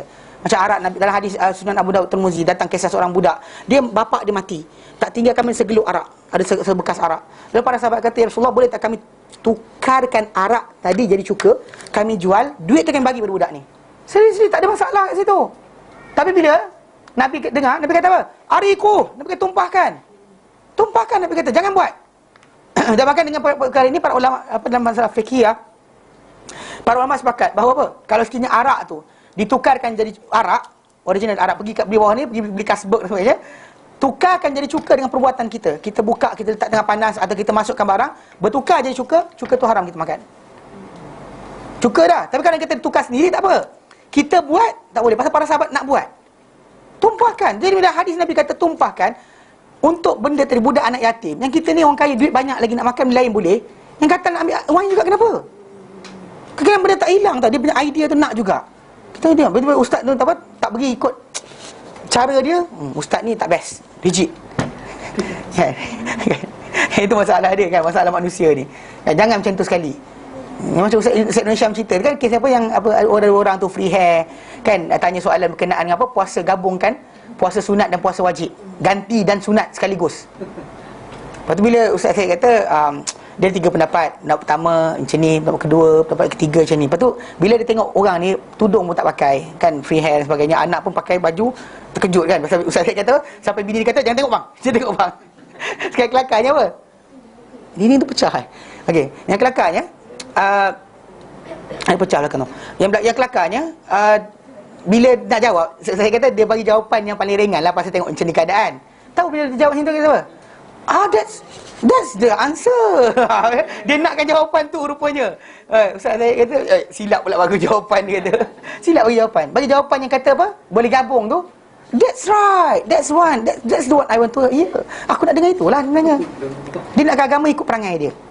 Kan, kepatuhan tidak ada tapi nak agama ikut perangai dia. Itu masalah. Jadi konsep ni kena ingat bahawa sebenarnya kita kata benda ni tak boleh menyelamatkan kita. Pangkat kita, harta kita. Kadang-kadang kena belajar sikit jadi orang biasa. Kalau duit kita banyak sangat kan, tiap-tiap hari naik kereta besar, try naik bas kejap. Try naik. Naik kejap kat jalan tengok. Daripada Kota Damansara nak sampai KL 4 jam pun kena. Serius? Saya pernah kena. Ya, pasal saya lalui benda proses tadi. Kan sebelum ada motor, saya naik bas pergi ke tengah bandar sebagainya. Isteri saya tunggu saya dekat Jalan Pantai Baru. Saya naik bas daripada saya lepas asar, saya keluar depan stesen 10 tu kan. Saya tahan bas. Saya naik dari situ 4.30, hampir pukul 5. Saya sampai di Jalan Pantai Baru pukul 8. Pukul 8 sampai sana. Ya. Asar lepas semayang kan, keluar lepas asar tu sampai ni, masuk isyak. Tu cerita dia kan. Kadang-kadang manusia ni kena rasa sikit. Pasal kita kena tahu bahawa tidak semua benda yang ada pada kita di dunia ni menyelamatkan kita hari akhirat nanti. Bahkan ada yang menjadi burden, jadi tanggungan, bukannya jadi penyelamatan. Banyak orang kalau dia pandai gunakan apa dia dapat, apa yang dia ada kat dunia ni, dia boleh tukarkan benda tu jadi pembantu di hari akhirat nanti. Masa dia kan, tenaga dia, harta dia kan, semua sekali benda tadi boleh jadi apa tahu, aset untuk modal di sana. Tetapi cara dia gunalah. Kalau dia gunakan masa dia untuk menghafal Quran tadi akan menjadi pembantu dia. Kalau dia gunakan harta dia diinfakkan, maka harta tadi akan menjadi penyelamat bagi dia. Kan, masa dia ada untuk ibadat, dia beribadat, maka ibadat tadi, letih dia tadi menjadikan dia apa? Dapat keselamatan di sana. Itu berdasarkan pada kita aset ada, tapi kita pakai macam mana? Aset dah ada, semua orang ada aset. Tak ada siapa tak ada aset. Tak ada siapa kecuali orang gila aje. Kan dia tak sedar. Kalau dia kata orang lain, yang lain orang tak nak bagi aset. So pakai betul-betul. Pasal benda tu akan punya penyelamatan. Tapi golongan yang munafik ni tadi, harta mereka ada tapi tak selamatkan mereka. Anak mereka ada tapi menjadi penyelamatan bagi mereka. Tak ada menebus mereka pun. La yadfa'a dzalika anhum ba'san idza ja'ahum. Itu tidak sekali-kali akan mempertahankan perkara demikian, mana itu harta dan juga anak-anak mereka, ba'san, sebarang bencana, idza ja'ahum, bila datang pada mereka nanti. Okey? Ulaika ashabun nar, mereka ahli neraka. Hum fiha khalidun, mereka dalam neraka akan kekal. Thumma qala, Tuhan tak terangkan bilakah yang dimaksudkan dengan waktu yang tak gunanya harta dan juga anak pinak tadi. Yauma yab'atsuhumullahu jami'a, pada hari Allah Taala bangkitkan mereka semua sekali. Ai yahsyuruhum yaumal qiyamati, itu maksudnya Allah Taala akan bangkitkan mereka, himpunkan mereka pada hari kiamat. An akhirihim, daripada orang yang pertama sampai the last one. Munafik yang zaman Rasulullah sampai munafik zaman kita. Fala yughadiru minhum ahada, maka Allah tak biarkan mereka seorang pun, not even single person, semua tak kumpulkan. Fayahlifuna lahu, dan mereka ketika itu akan apa? Bersumpah kepada Allah Taala. Kama yahlifuna lakum, sebagaimana mereka sumpah kepada kamu. Mereka masih lagi, dah sampai kiamat, depan Allah pun dia nak tipu lagi. So teruknya perangai orang macam ni. Kita kata tu benda ni, kita kata pada orang Yahudi ada perangai macam ni. Macam bila Allah Taala nyatakan, bila dalam surah Al-Baqarah kan, lepas Allah cerita kisah lembu tu kan, Dan Allah Ta'ala kata pada orang beriman, mereka, kamu jangan rasa tamak untuk mereka beriman. Di hujung muka surat tu, muka surat kisah lembu tu, Allah Ta'ala nyatakan wa idza laqul ladzina amanu, ni orang Yahudi wa idza laqul ladzina amanu qalu amanna. Bila mereka bertemu orang beriman, mereka kata kami beriman. We are believer also. Kami believe. Wa idza khala ba'dhum ila ba'd. Dia berbeza dengan ayat orang munafik. Ni orang Yahudi. Baik, bila mereka bersendirian sama satu sama lain, qalu, mereka berkata, atuhaddithunahum, adakah kamu engkau cerita ke kepada mereka, itu kepada orang Islam, bima fatahallahu alaikum, dengan apa ilmu Allah Ta'ala buka kepada kamu, liyuhajjukum bihi inda rabbikum, so mereka berhujah dengan ilmu tadi di hadapan Tuhan kamu. Lepas tu dia kata, afala ta'qilun, kau tak fikir ke? Kenapa kau dedah kepada Muhammad? Kenapa kau dedah pada orang Islam cerita ni? Ni kan nanti orang cerita balik depan Allah Ta'ala macam mana? Lepas tu Allah Ta'ala kata, awala ya'lamun annallaha, adakah mereka tak tahu bahawa Allah Ta'ala ya'lamu ma yusirrun, tahu apa mereka sorokkan, wa ma yu'linun, apa mereka zahirkan. Takkan mereka tak pernah belajar? Allah Ta'ala ni Sami', Alim. Belajar dah, diajarkan, tetapi tak masuk. Dia tak masuk, tak terfikir. Bahkan macam tu ya, orang munafik tadi, bila dibangkit ke hari akhirat nanti, Allah Ta'ala kata mereka bersumpah kepada Allah Ta'ala macam mereka bersumpah kepada kamu. Wallahi kami mukmin. Wallahi demi engkau ya Allah kami beriman. Dia tipu Allah. Dengan Allah pun dia main lagi. Okey? Wa yahsabuna annahum ala syai'. Dan mereka menyangka bahawa mereka di atas satu apa? Atas suatu, something. They are on something. Boleh selamat. Allah Ta'ala kata apa? Yahlifuna billah. Mereka bersumpah dengan nama Allah Azza wa Jalla, maha mulia lagi maha agung, annahum kanu ala huda wal istiqamah, bahawa mereka dahulu di atas petunjuk dan juga apa? Kelurusan. Demi Allah kami, Allah kat dunia dulu kami ikut hidayah Nabi mu antar dan sebagainya. Kami tak pernah tinggal solat. Dia cakap itu. Kama kanu yahlifuna linnasi fid dunya, macam mana mereka dahulu bersumpah kepada manusia mana di dunia. Dia buat pada orang beriman tak boleh belah dada dia. Tapi dengan Allah Ta'ala pun dia tipu juga sekali lagi. Second time. Sikit tak rasa. Ni masalah dia. Yang ini kita kata manusia-manusia yang dia tidak ada pernah rasa takut pada Tuhan. Mana saya kata iblis tadi kan macam tu kan, dia bila Allah Ta'ala kata jangan buat, dia buat juga. Sedangkan dia tahu Allah Ta'ala amat keras siksaan. Dia tahu Allah Ta'ala ada neraka disiapkan, tetapi dia kata aku ajak nanti dia masuk neraka dengan aku. Macam apa? Macam tak takut, macam neraka tu nothing for him. Kan? Apa tak kira kepala. Tu sebab Nabi kata sombong ni actually benda bahaya. Sombong paling bahaya. Antara sebab Nabi kata dalam hadis yang sahih, Nabi kata la yadkhulul jannah, takkan masuk syurga man kana fi qalbihi, siapa dalam hati dia mithqala dzarratin min kibr, sebesar zarah, sebesar semut yang merah yang kecil tu, atau sebesar habuk debu yang berterbangan tu, kibr, sombong. Ada sikit macam tu takkan masuk syurga. Lepas tu para sahabat dia kata ya Rasulullah, okey, inna rajula, seorang lelaki tu yuhibbu, suka an yakuna thawbuhu hasan wa na'luhu hasan, dia suka baju dia elok, kasut dia elok. Itu ke sombong? Dia kata la, dia kata bukan. Dia kata al-kibru, sombong itu batarul haqqi, menentang kebenaran. Benda tu dah truth, so let go lah. Dah tahu salah, kata oh saya salah, sudahlah. Kadang ustaz-ustaz ni ada juga, dah tahu dah dalil salah, tak ada hadis, tapi guru anak kata ni ada seorang ustaz, dia kelakar junior saya kat Yaman tu, dia balik Malaysia kat Perak. Lepas tu ada seorang ustaz tu ngajar kat masjid. Dia ajar apa? Kalau sekiranya berlaku kematian satu rumah berkenaan tak boleh ditunaikan sebarang solat. Kerana tak boleh bagi habis dulu. Kerana bila roh dicabut daripada orang berkenaan, dicabut roh, terpercik darah terkena semua dinding, maka rumah tadi telah dinajiskan dengan darah, tak boleh semayang. Junior saya, dia pergi jumpa lepas semayang, lepas isyak tu kan, pergi dekat. Dia kata, ustaz, minta maaf, tadi ustaz sebut kata tumpah darah tu sampai hilang ni, kalau tak boleh semayang tu, hadis mana ustaz? Sambil saya makan ni, ada satu kitab anda baca dulu. Seriously, tak gila ke? Kan kalau tak ada belajar lah tu, sebab banyak zaman kita sekarang ni banyak ustaz yang tak suka dalil kan. Perangai dia apa tau? Bila kita bawa dalil ni Wahabi. Pasal dia suka cerita tak ada dalil. Kita bercerita berdalil, ni Wahabi ni asyik dalil. Kalau bukan Quran Sunnah kita ikut siapa? Kan you asas kan? Siapa kita ikut? Kalau bukan Allah dan Rasulnya panduan kita, siapa lagi? Tapi ulama' pun ikut. Ulama' yang patuh pada Quran dan hadis. Bukannya ulama' yang buat suka hati. Mana boleh macam tu? Konsep ni kadang-kadang banyak orang blur tau, blur. Pakai serban, pakai jubah je sujud kat kaki. Tok Guru kan, bahaya. Dia jaga sikit. Jadi masa dia kadang-kadang ada orang tu, dia macam tu, dia nak menang juga. Tak boleh. Pasal sombong itu adalah bahaya. Pasal orang ni, depan Allah Ta'ala pun dia tipu lagi. Kan boleh pelik tak?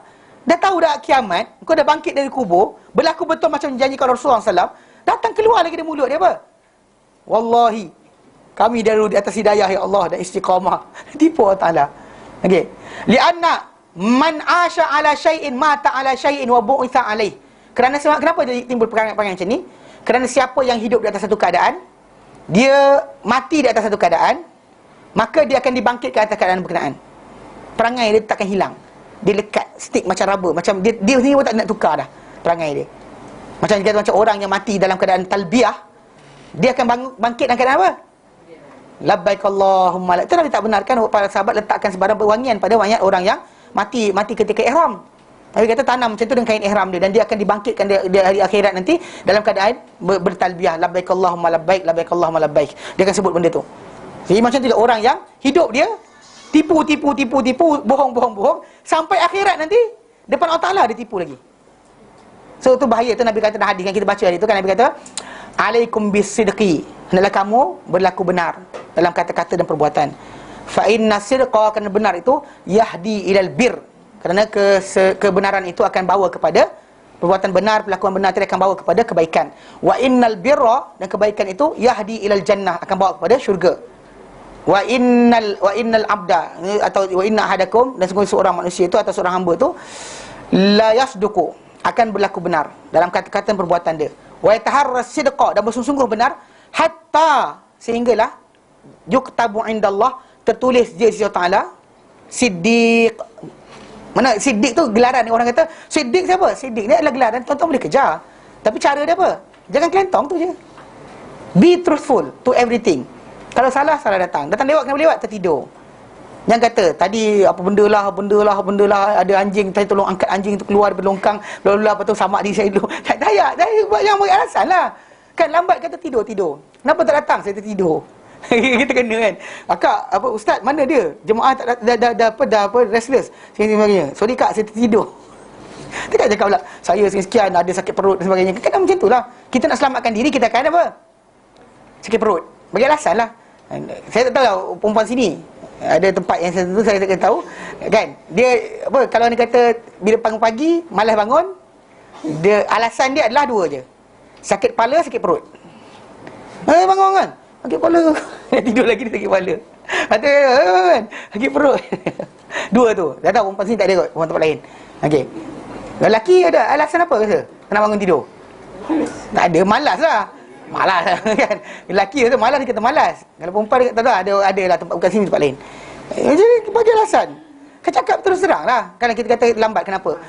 Kalau dia kata orang tu rajin macam tu, last kali Allah Ta'ala tulis dia siddiq, dia masuk golongan siddiq tadi. Benar, benda ni pun benar, cakap benar. Elak akan berbohong, elak akan menipu, elak akan cakap tipu walau sekali pun. Try buat seminggu ke, try. Kadang-kadang betul, kadang-kadang pride kita hilang lah. But your pride is actually not equivalent to syurga. Mahal syurga lagi. Pride anda takkan tak semahal syurga, tau. Kan? Your pride, you have your pride, but actually your pride is actually not equivalent dengan heaven. Kan nak syurga Allah Ta'ala tapi tak nak berkorban. Itu korban paling mudah adalah buat baik. Buat benar. Itu kalau benar. Patut Nabi kata wa iyyakum wal kadhib. Hendaklah kamu jauhi akan apa? Pembohongan, pendustaan dalam perbuatan atau percakapan. Fa innal kadhiba, kerana pembohongan itu yahdi ilal fujur, akan bawa kepada kejahatan. Wa innal fujura, dan orang kejahatan itu yahdi ilan nar, bawa kepada neraka. Wa inna ahadakum, dan atau wa innal abda, seorang hamba itu ataupun seorang ketika kamu la yakdzibu, akan berbohong. Wa yataharral kadhiba, dan bersungguh-sungguh berbohong. Every time masih bohong je. Hatta last sekali, sehinggalah yuktabu indallah, tertulis di sisi Allah Ta'ala kadzab, pendusta. So bimbang, kita mati atas mana satu. Itu sebab kenapa elakkan kita berbohong. Pasal manusia ni mati, macam Ibn Katsir kata, li anna man asha ala syai', kerana siapa-siapa yang hidup di atas suatu keadaan, mata alaih, dia akan mati ikut keadaan berkenaan. Wa bu'itha alaih, dia dibangkitkan dia dengan keadaan berkenaan. Macam tadi orang munafik tadi sibuk menipu umat Islam dengan Rasulullah SAW, sampai akhirat masih lagi terlekat perangai tadi. Dia lupa dia bangkit akhirat. Masih lagi, wallahi engkaulah Tuhan, wallahi kami beriman, wallahi kami ikut Rasulullah SAW. Okay, itu yang kata-kata mereka. Wa ya'taqiduna anna dzalika yanfa'uhum, dan mereka menyangka anna dzalika, bahawa perkara berkenaan yanfa'uhum, memberi manfaat kepada mereka, memberi manfaat kepada mereka. Indallah, di sisi Allah Taala, kama kana yanfa'uhum indan nas, macam mana benda itu bermanfaat untuk mereka ketika mana apa? Berhadapan dengan manusia. And using the same penipuan tadi dengan manusia percaya, diingatkan buat Allah Taala pun jadi juga. Kan macam itulah yang kita orang Yahudi tu kan. Dia kata apa? Okey, atuhaddithunahum bima fatahallahu alaikum. Kau cerita kepada mereka dengan apa Tuhan buka pada kamu dari ilmu. Nanti dia hujah kau orang depan Allah Taala nanti hari akhirat. Afala ta'qilu, kau tak fikir ke? Dia marah kawan-kawan dia. Allah Taala jawab lepas tu, mereka tak tahu kalau Allah Taala mengetahui apa yang mereka sembunyikan mereka. Zahirkan, kan Allah Taala tahu semua. Yang sibuk nak nyuruh menipu kenapa? Okey, Allah Taala tahu semua. Okey, sebab saya kata Islam ini dia tak ada perangai apa kita tipu orang. Tak ada. Tu yang kata bohong sunat. White lie. Grey lie apa? Black lie. Semua dia ni ada istilah. Okey. Tak ada white lie. Cuma dalam Islam dibenarkan kata-kata yang tak betul pada 3 tempat. Sedia kata-kata isteri pada suami, suami pada isteri. Kata-kata dua orang yang mendamaikan dua yang bergaduh, kita mendamaikan orang yang bergaduh. Orang ni kita jumpa dia, kawan tu kirim salam pada kau. Tak kirim salam pun. Lepas tu dia tanya, dia cakap apa tak aku? Tak ada cakap apa. Dia cakap pasal nak damaikan, jangan cerita. Maka dalam tu Nabi kata, la aidu kadiban, aku tak kira pembohongan. Tu. Dan terakhir kata-kata dalam peperangan. Masuk peperangan, dalam peperangan tadi tu musuh tanya, berapa kekuatan tentera anda? Oh, kita kena cakap benar ni. Itu bangang, nama dia jangan cerita, kan? Janganlah beritahu. Kata Nabi SAW, tapi cara Nabi tapi tak bohong. Bila orang tanya, daripada mana? Nabi kata, minal ma', daripada air. Nabi tak jawab, Nabi tak tipu, tapi Nabi tak jawab betul. Dia kata daripada mana? Pasal ketika nak perang, pertembungan, tertembungan, ada satu kabilah kan, lintas dengan Rasulullah SAW, tanya daripada mana? Nabi kata daripada air. Dia bila tinggalkanlah, maklumat tak lepas lah. Itu ialah maksud dia. Tapi menipu, bohong, create lie, macam kita nak kalahkan orang Kristian, kita buat penipuan. Jatuhkan padri dia, kata padri dia buat benda yang tak buat. Tak, dari Islam tak dibenarkan. There's no such thing Islam macam tu. Tak ada kita diajar bohong, bohong untuk menipu dan untuk kebaikan, tak ada. Faham Okey. Dia kata apa? Dia kata fayajuruna alaihim ahkamuz zahirah. Maka dibawa fayajru alaihim. Maka dijalankan ke atas mereka ni hukum-hukum yang nyata. Hukum yang nyata lah. Mereka ni, mana mereka menyangkakan benda tu, maka Allah Ta'ala berikan apa benda yang mereka sangkakan, tapi mereka sebenarnya tak dapat apa pun. Walihadza qala, kerana Allah Ta'ala firman, wa yahsabuna annahum ala syai'. Mereka merasakan, mereka sumpah tadi, mereka atas something. Dia has something untuk berdepan dengan Allah Ta'ala. Ai halfuhum dzalika li rabbihim azza wa jalla, itu sumpah mereka kepada Tuhan mereka azza wa jalla. Mereka sangka benda itu ada kebaikan. Itu sebenarnya tak ada kebaikan langsung. Thumma qala munkiran alaihim hisbanahum. Allah Ta'ala berfirman, mengingkari ke atas mereka perkiraan yang mereka ada. Ala innahum humul kadhibun. Ketahuilah mereka ni, sungguhnya mereka adalah orang-orang yang berbohong. Fa'akkadal khabar anhum bil kadhbi. Maka Allah Ta'ala telah mengemphasize, menguatkan lagi perkhabaran mengenai mereka ni dengan apa? Pembohongan. An Sa'id bin Jubair, daripada Sa'id bin Jubair, an Ibn Abbasin, bahawa Ibn Abbas haddathahu, telah menceritakan kepada Sa'id bin Jubair, anna Nabiyya sallallahu alaihi wasallam, bahawa Nabi SAW kana fi dhilli hijratin min hujarihi. Dahulunya Rasulullah SAW berada dalam satu dalam bilik dalam lindungan bilik daripada bilik baginda. Wa indahu nafar minal muslimin, dan ketika itu bersama baginda ada sekumpulan manusia di kalangan orang Islam. Qad kana yaqlisu anhum zil, dan ketika itu bayang tu dah kena kepada mereka. Nabi duduk, bayang tak kena, tapi cahaya tu dah mula kena pada sebahagian para sahabat. Qala, Nabi pun bersabda, innahu sayatikum insanun yanzuru bi ainai syaitan fa idza atakum fala tukallimuh. Nabi kata, sungguhnya ketika tengah duduk macam tu, tiba-tiba Nabi kata, sungguhnya akan datang kepada kamu seorang manusia, seorang insan, yanzuru bi ainai syaitan, tapi dia melihat dengan dua mata syaitan. Fa idza atakum fala tukallimu, bila datang pada kamu jangan kamu cakap dengan dia. Nabi cakap. Faja'a rajulun azraq. Pada datanglah seorang lelaki ketika tu, azraq maksud dia mata dia biru. Okey. Fada'ahu Rasulullah SAW fakallamahu. Lalu baginda panggil dia. Okey. Apa Nabi panggil dia? Fakallamahu. Nabi cakap dengan dia. Faqala, Nabi sabda kepada dia, alama tashtumuni anta wa fulan wa fulan. Wada nafar da'ahum bi asma'ihim. Okey. Nabi kata, di atas sebab apakah engkau cela aku? Engkau dan fulan-fulan. Nabi sebut nama. Ni Nabi cerita macam ni khabar daripada Jibril alaihissalam. Bila Nabi ceritakan benda yang tak ada orang tahu, tiba-tiba dia Nabi panggil terus, maka itu adalah perkhabaran daripada Jibril alaihissalam kepada baginda sallallahu. Okey. Dan Nabi sebutlah nafarun da'ahum bi asma'ihim. Nabi panggil dengan nama-nama orang berkenaan. Engkau ni. Siapa? Kenapa atas sebab apakah kamu cela-cela aku? Nabi kata. Qala, berkata Ibn Abbas, fantalaqar rajul fada'ahum.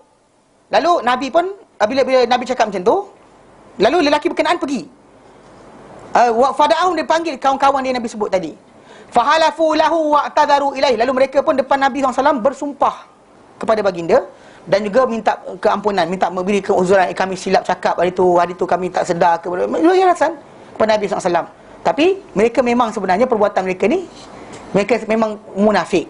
Tapi tak ada siapa tahu. Cuma Nabi dah cakap, bila datang tu Nabi dah kata dengan para sahabat, orang yang akan datang kau yang cakap. Bila dia duduk, Nabi cakap dengan dia. Nabi kata dengan dia, kenapa kau maki aku? Atas sebab apa kau maki aku? Engkau si fulan. Nabi sebut nama. Lepas tu dia panggil orang berkenaan, orang tu datang, dia orang sumpah depan Nabi. Tak ada sekian. Bila mereka sumpah, fa anzalallahu azza wa jalla. Lalu Allah azza wa jalla pun turunkan, fa yahlifuna lahu. Mereka sumpah kepadanya kama yahlifuna lakum, macam mereka bersumpah kepada kamu. Wa yahsabuna annahum ala syai'. Mereka menyangka bahawa mereka di atas satu perkara. Ala innahumul kadzibun. Ketahuilah mereka lah orang-orang yang berdusta. Diriwayatkan Imam Ahmad dan juga Ibnu Jarir dengan seumpama lafaz ini. Dan sanad dia jayyid, tapi Bukhari Muslim tidak mengeluarkan hadis ini. Okey. Dan wa hal haula kama akhbar Allah Taala al musyrikin haitsu yaqulu. Okey. Dan keadaan mereka ni sebenarnya Allah Taala beritahu mengenai musyrikin, di mana Allah Taala firman dalam surah Al-An'am ayat 23-24, Allah Taala nyatakan, "Tsumma lam takunu fitnatuhum illa an qalu wallahi rabbina ma kunna musyrikin." Kemudian tidaklah berlaku fitnah ke atas orang musyrik ni adalah melainkan mereka berkata, demi Tuhan kami, demi Allah Tuhan kami, tidaklah kami ni musyrik. Unzur kaifa kadzabu ala anfusihim. Lihatlah macam mereka menipu atas diri mereka sendiri. Sembah berhala. Tapi apa tahu? Demi Allah kami tak menyekutukan Allah Taala. Ini perbuatan mereka. Mana serupa macam itulah. Munafik tadi macam tu juga. Allah Taala bagi bala pada mereka. Mereka sumpah dengan benda yang mereka tak percaya. Mereka tak percaya, tapi mereka sumpah dengan berkenaan. Macam juga orang musyrik sebelum tu, dan surah Al-An'am ayat 23-24, mereka dahulu bersumpah depan Nabi SAW, berkata, wallahi rabbina ma kunna musyrikin. Demi Tuhan, demi Allah Tuhan kami tak pernah menyekutukan Allah Ta'ala, tak pernah musyrik. Unzur kaifa kadzabu ala anfusihim. Lihatlah macam mereka membohong atas nama diri mereka sendiri. Wa dhalla anhum ma kanu yaftarun. Dan hilang, binasa ke atas mereka apa yang mereka ada-adakan. Mereka buat tipu, tapi benda tu pecah ke atas diri mereka sendiri. Thumma qala, Allah Ta'ala nyatakan, istahwadha alaihimus syaitan. Telah apa? Istahwadha alaihimus syaitan. Mana syaitan telah memperhiaskan, menggoda ke atas mereka ni syaitan. Fa'ansahum zikrullah. Lalu mereka dilupakan dengan zikrullah. Ay istahwadha ala qulubihim syaitan hatta ansahum ay yadhkurullah. Mana syaitan ni telah hias hati mereka sampai mereka lupa untuk mengingat Allah Ta'ala. Kita kalau tu sebab kenapa kita diajarkan supaya sentiasa belajar ingat Allah, supaya jangan sampai syaitan dapat masuk dalam hati kita. Kan macam kita bincangkan dahulu, kan bila Adam AS jadi, kan syaitan dia jentik tau. Lepas tu dia cakap dengan malaikat, dia kata dalam Sahih Muslim, dia kata korang jangan bimbang, ni makhluk yang Tuhan korang padu, tak ada lompong. Ini makhluk ni holo, Adam ni holo. Dia makhluk tak ada kawal diri. So daripada hadis tu dua pengajaran. Pengajaran pertama, masalah sebelum Adam jadi dia tertinggal dalam syurga macam tu. Pengajaran kedua, Adam dan kita ni sendiri, anak-anak Adam, kita punya jiwa ni kosong, sentiasa ada kekosongan. Kalau kita isikan dengan zikrullah, tak isi dengan Allah Ta'ala, dia akan masuk. Syaitan akan isi. Kita kosongkan saja. Dia tak boleh macam zero, macam style apa yoga kosong, jangan fikir apa-apa, tak boleh. Itu tak diajar dalam Islam. Mana anda kena isikan dengan zikrullah. Isikan dengan zikrullah, bukan biarkan kosong macam tu saja. Dan dia kata apa? Dia kata azza wa jalla kadzalika yasna'u biman istahwadha alaih. Demikianlah yang dibuat oleh syaitan ke atas siapa-siapa yang dia hiaskan ke atas orang berkenaan. Walihada rawa Abu Daud an Abir Darda. Kerana demikian telah meriwayatkan Abu Daud daripada Abu Darda. Dia kata apa? Sami'tu Rasulullah sallallahu alaihi wasallam yaqul, aku mendengar Rasulullah SAW bersabda, "Ma min thalathatin fi qaryatin wala badwin la tuqamu fihimus shalah illa qad istahwadha 'alaihimus syaitan." Tidak ada 3 orang dalam satu kampung, perkampungan ataupun di pendalaman, la tuqamu fihimus shalah, yang tidak didirikan padanya solat. Tak ada siapa buat solat berjemaah illa melainkan qad istahwadha 'alaihimus syaitan, syaitan telah apa? Berjaya memperdaya ke atas mereka. Fa 'alaika bil jamaah, maka adalah kamu apa? Mendirikan jemaah. Fa innama ya'kulu dhi'bu al-qasiyah. Kerana serigala ni hanyalah makan serigala ni daripada apa? Kambing yang terusir atau jauh daripada kumpulan dia. Qala Zaidah, berkata Zaidah, was-sa'ib yakni as-salatul jamaah. Yang dimaksudkan oleh sa'ib adalah solat jemaah. Tak dirikan solat itu solat jemaah. Mana maksudnya kalau dikata orang tu tak dirikan solat berjemaah, maka dia akan menyebabkan kedudukan tempat tadi akan mendapat macam mana orang munafik itulah. Dia akan khayal. Macam kita sekarang orang lelaki-lelaki lah, perempuan tak apa. Tapi janganlah isi juga. Kalau perempuan walaupun tak jemaah, tak wajib, janganlah isi dengan Korea ataupun Hindustan. Isilah juga dengan baca Quran. Kadang-kadang terlampau kan, itulah masalah ringan sangat. Suruh pergi masjid sangat, dia over sangat. Tinggal suami, tak masak-masak langsung. Pergi suruh duduk rumah, dia tengok cerita Hindustan. Janganlah, kan isilah juga dengan baca Quran. Try sekali belajar, tutup TV tu kejap, kan? Tutup TV kejap, kan? Bagi masa untuk Allah Ta'ala. Kadang 4 jam dah kita, kan? 6 jam, 8 jam untuk kerja, cari makan, berapa jam untuk hiburan. Takkan nak untuk Allah Ta'ala 5 minit je kot, kan? Itu 5 minit bukan kalau semayang betul. Semayang kurang betul 3 minit je. Dah mahir kan, 20 tahun dah solat. Lama dah solat, kan? Makin mahir, makin pendek, kan? Kalau makin mahir, ada kawan saya Arab saya dulu. Saya kata, laju je kau semayang. Dia kata, aku belajar solat sejak umur 5 tahun. Sekarang aku dah 27 tahun, dia kata. Dia 27 tahun, dia kata, memanglah laju. Dah tahu silap belok mana corner dan sebagainya. Tak laju, dia kata. Gila apa? Kan? Bukan macam tu, Thumma qala ta'ala. Kemudian berfirman Allah Ta'ala, ulaika hizbus syaitan. Mereka itulah orang-orang munafik ni, yang berperangai macam tu, yang menzahirkan keimanan tapi menyembunyi kekufuran, bersumpah dengan sumpah yang dusta. Ulaika hizbus syaitan, mereka lah kumpulan syaitan. Yakni alladhi istahwaza 'alaihimus syaitan, orang-orang yang dapat diperdaya kata mereka ni oleh syaitan. Fa ansahum zikrullah, lalu syaitan lupakan mereka mengingati Allah Ta'ala, lupakan mereka dia mengingati Allah Ta'ala. Thumma qala, mana apa mereka telah apa syaitan, ala ketahuilah inna hizbas syaitan, kumpulan syaitan ini humul khasirun, mereka lah golongan yang rugi. Kenapa? Sebab dunia mereka seronok, kan? Seronok bola, seronok sekian sebagainya, sampai lupa Allah Ta'ala, lupa akhirat. Tapi di akhirat nanti menyesalnya kalaulah timing itu aku buat sekian. Rugi, memang rugi. Maka kita kata sesaat, maksudnya kita sesaat kita betul-betul mengingati Allah Ta'ala tu, kalau boleh mengalir air mata tengah malam, kan? Benda tu menyebabkan kita dapat payungan hari akhirat nanti. Tapi tak pernah mengalir air mata kita. Sebab apa? Tengok bola, geram, oh, tak menang, kan? Ni lelaki banyak macam tak tengok minat bola je dalam ni, kan? Masa dia benda tu kena faham, mana rugi sana ke sini. Di sini orang tu akan rasa untung. Oh, I apa dapat tengok malam tadi dapat sekian, tapi lupa sebenarnya apa? Rugi akhirat tu yang bahaya. Jelas Baik, kita berhenti kat sini, insya-Allah nanti kita sambung kemudian. Ada soalan? Ya. Apa munafik yang dalam ni? Dia orang sedar tak buat benda tu? Sedar. Allah Ta'ala, okay, one thing for sure, kena faham dia tak ada orang yang kita kata yang Allah Ta'ala takkan hukum manusia yang tak tahu. Kalau dia gila, Allah Ta'ala tak hukum. Normally manusia ni bila dia ada sifat, macam kita kata manusia ni kan ada yang tak nak percaya Tuhan. Ingat tak bila saya cerita berkenaan dengan apa? Richard Dawkins. Kenal? Tak kenal? Sekarang ni kena jago lah. Dia tak tahu dia mati ni, dia tak tahu siapa ganti dia. Richard Dawkins, dia apa pakar berkenaan dengan apa bahagian apa evolusi dan sebagainya. Universiti dekat UK. Dekat England, dia memang tak nak percaya Tuhan. Seriously tak nak percaya Tuhan, bang. Apa dengar cara cakap tu, dia akan bawa tajuk tu tak nak percaya Tuhan.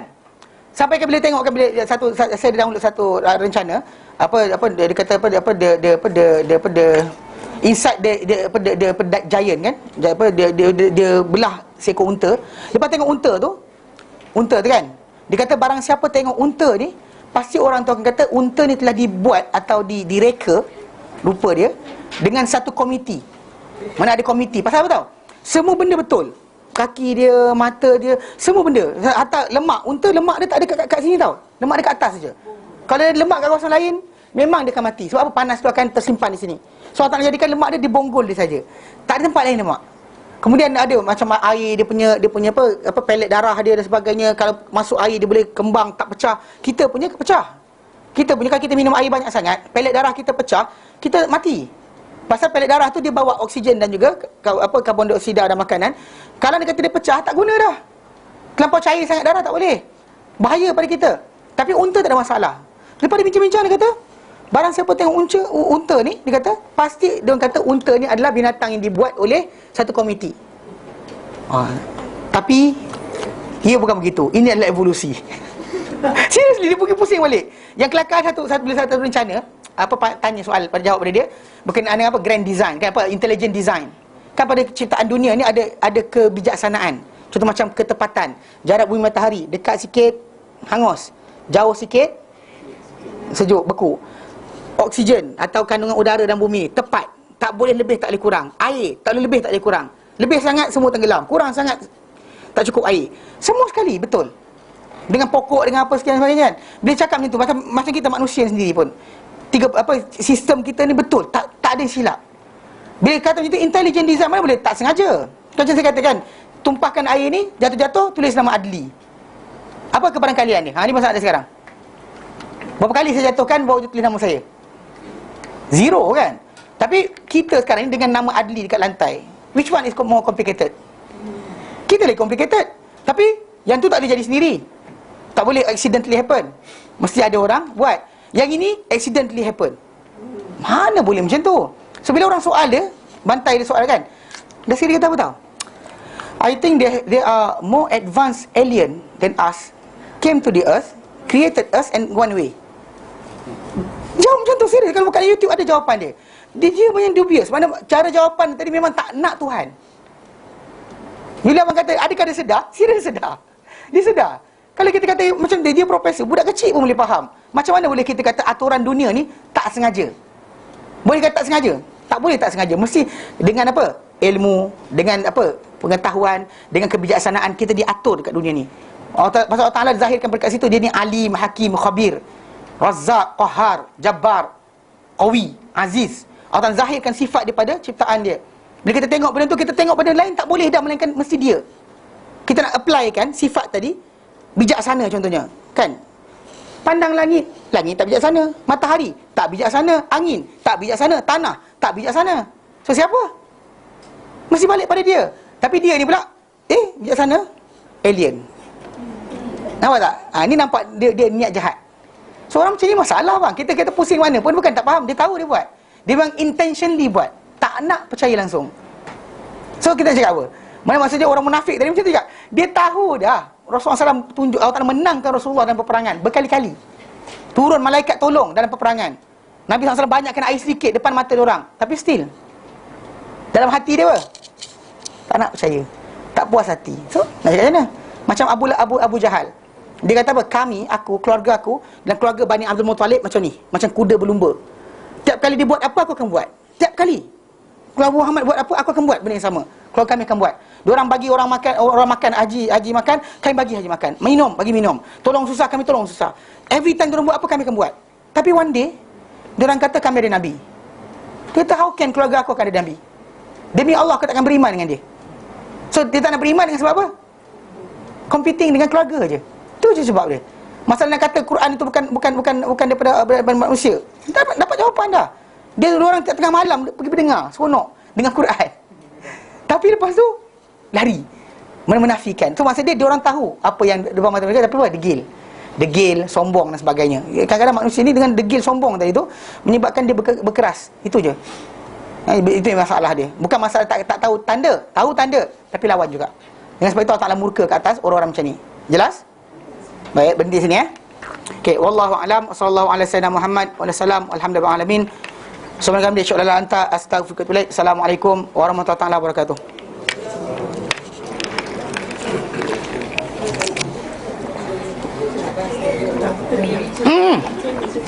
Ya, ni pengumuman. Embracing the real you, a practical guide to puberty And apa tu? Plus, one plus something. Changes for young Muslimah. For sisters age 9 to 16 years old. Mak dia boleh temankan lah. Tapi jangan banyak soal. Okay, lelaki tak masuk lah. Okay, jadi sesiapa yang datang boleh. Discussion with Sister Zainab Vankar, isteri pada Syekh Yunus Qatrada, Saturday 2 November 2013. Kau tulis bahasa Inggeris apa pasal? Okay, saya 2 November 2013 pukul 11.30 pagi sampai 1 tengah hari. So untuk perempuan je, kita akan buat khas untuk perempuan saja. Siapa yang ada ni boleh suruh ramai datang. Ni maksudnya embracing the real you. Mana untuk wanita-wanita, budak-budak ni nak terang, kadang-kadang mak tak reti nak ajar anak berkenaan dengan masalah naik umur remaja. So nak suruh orang lain ajar tak reti. So jadi sekarang ni ada kelas macam ni, sila datanglah bawa anak-anak untuk ajar berkenaan tajuknya. Kadang nak ajar mandi wajib pun takut. Mak nak ajar anak mandi takut. Macam mana cakap You lah cakap. Rezeki tu seorang tak cakap. Jangan sampai anak belajar dengan orang lain. Faham? Mana benda tu benda kena diajarkan. So biar belajar dengan betul. Kalau mak tu datang sekali pun bagus. Kalau tak ada takut kan, belajar. Baik. Wallahu a'lam.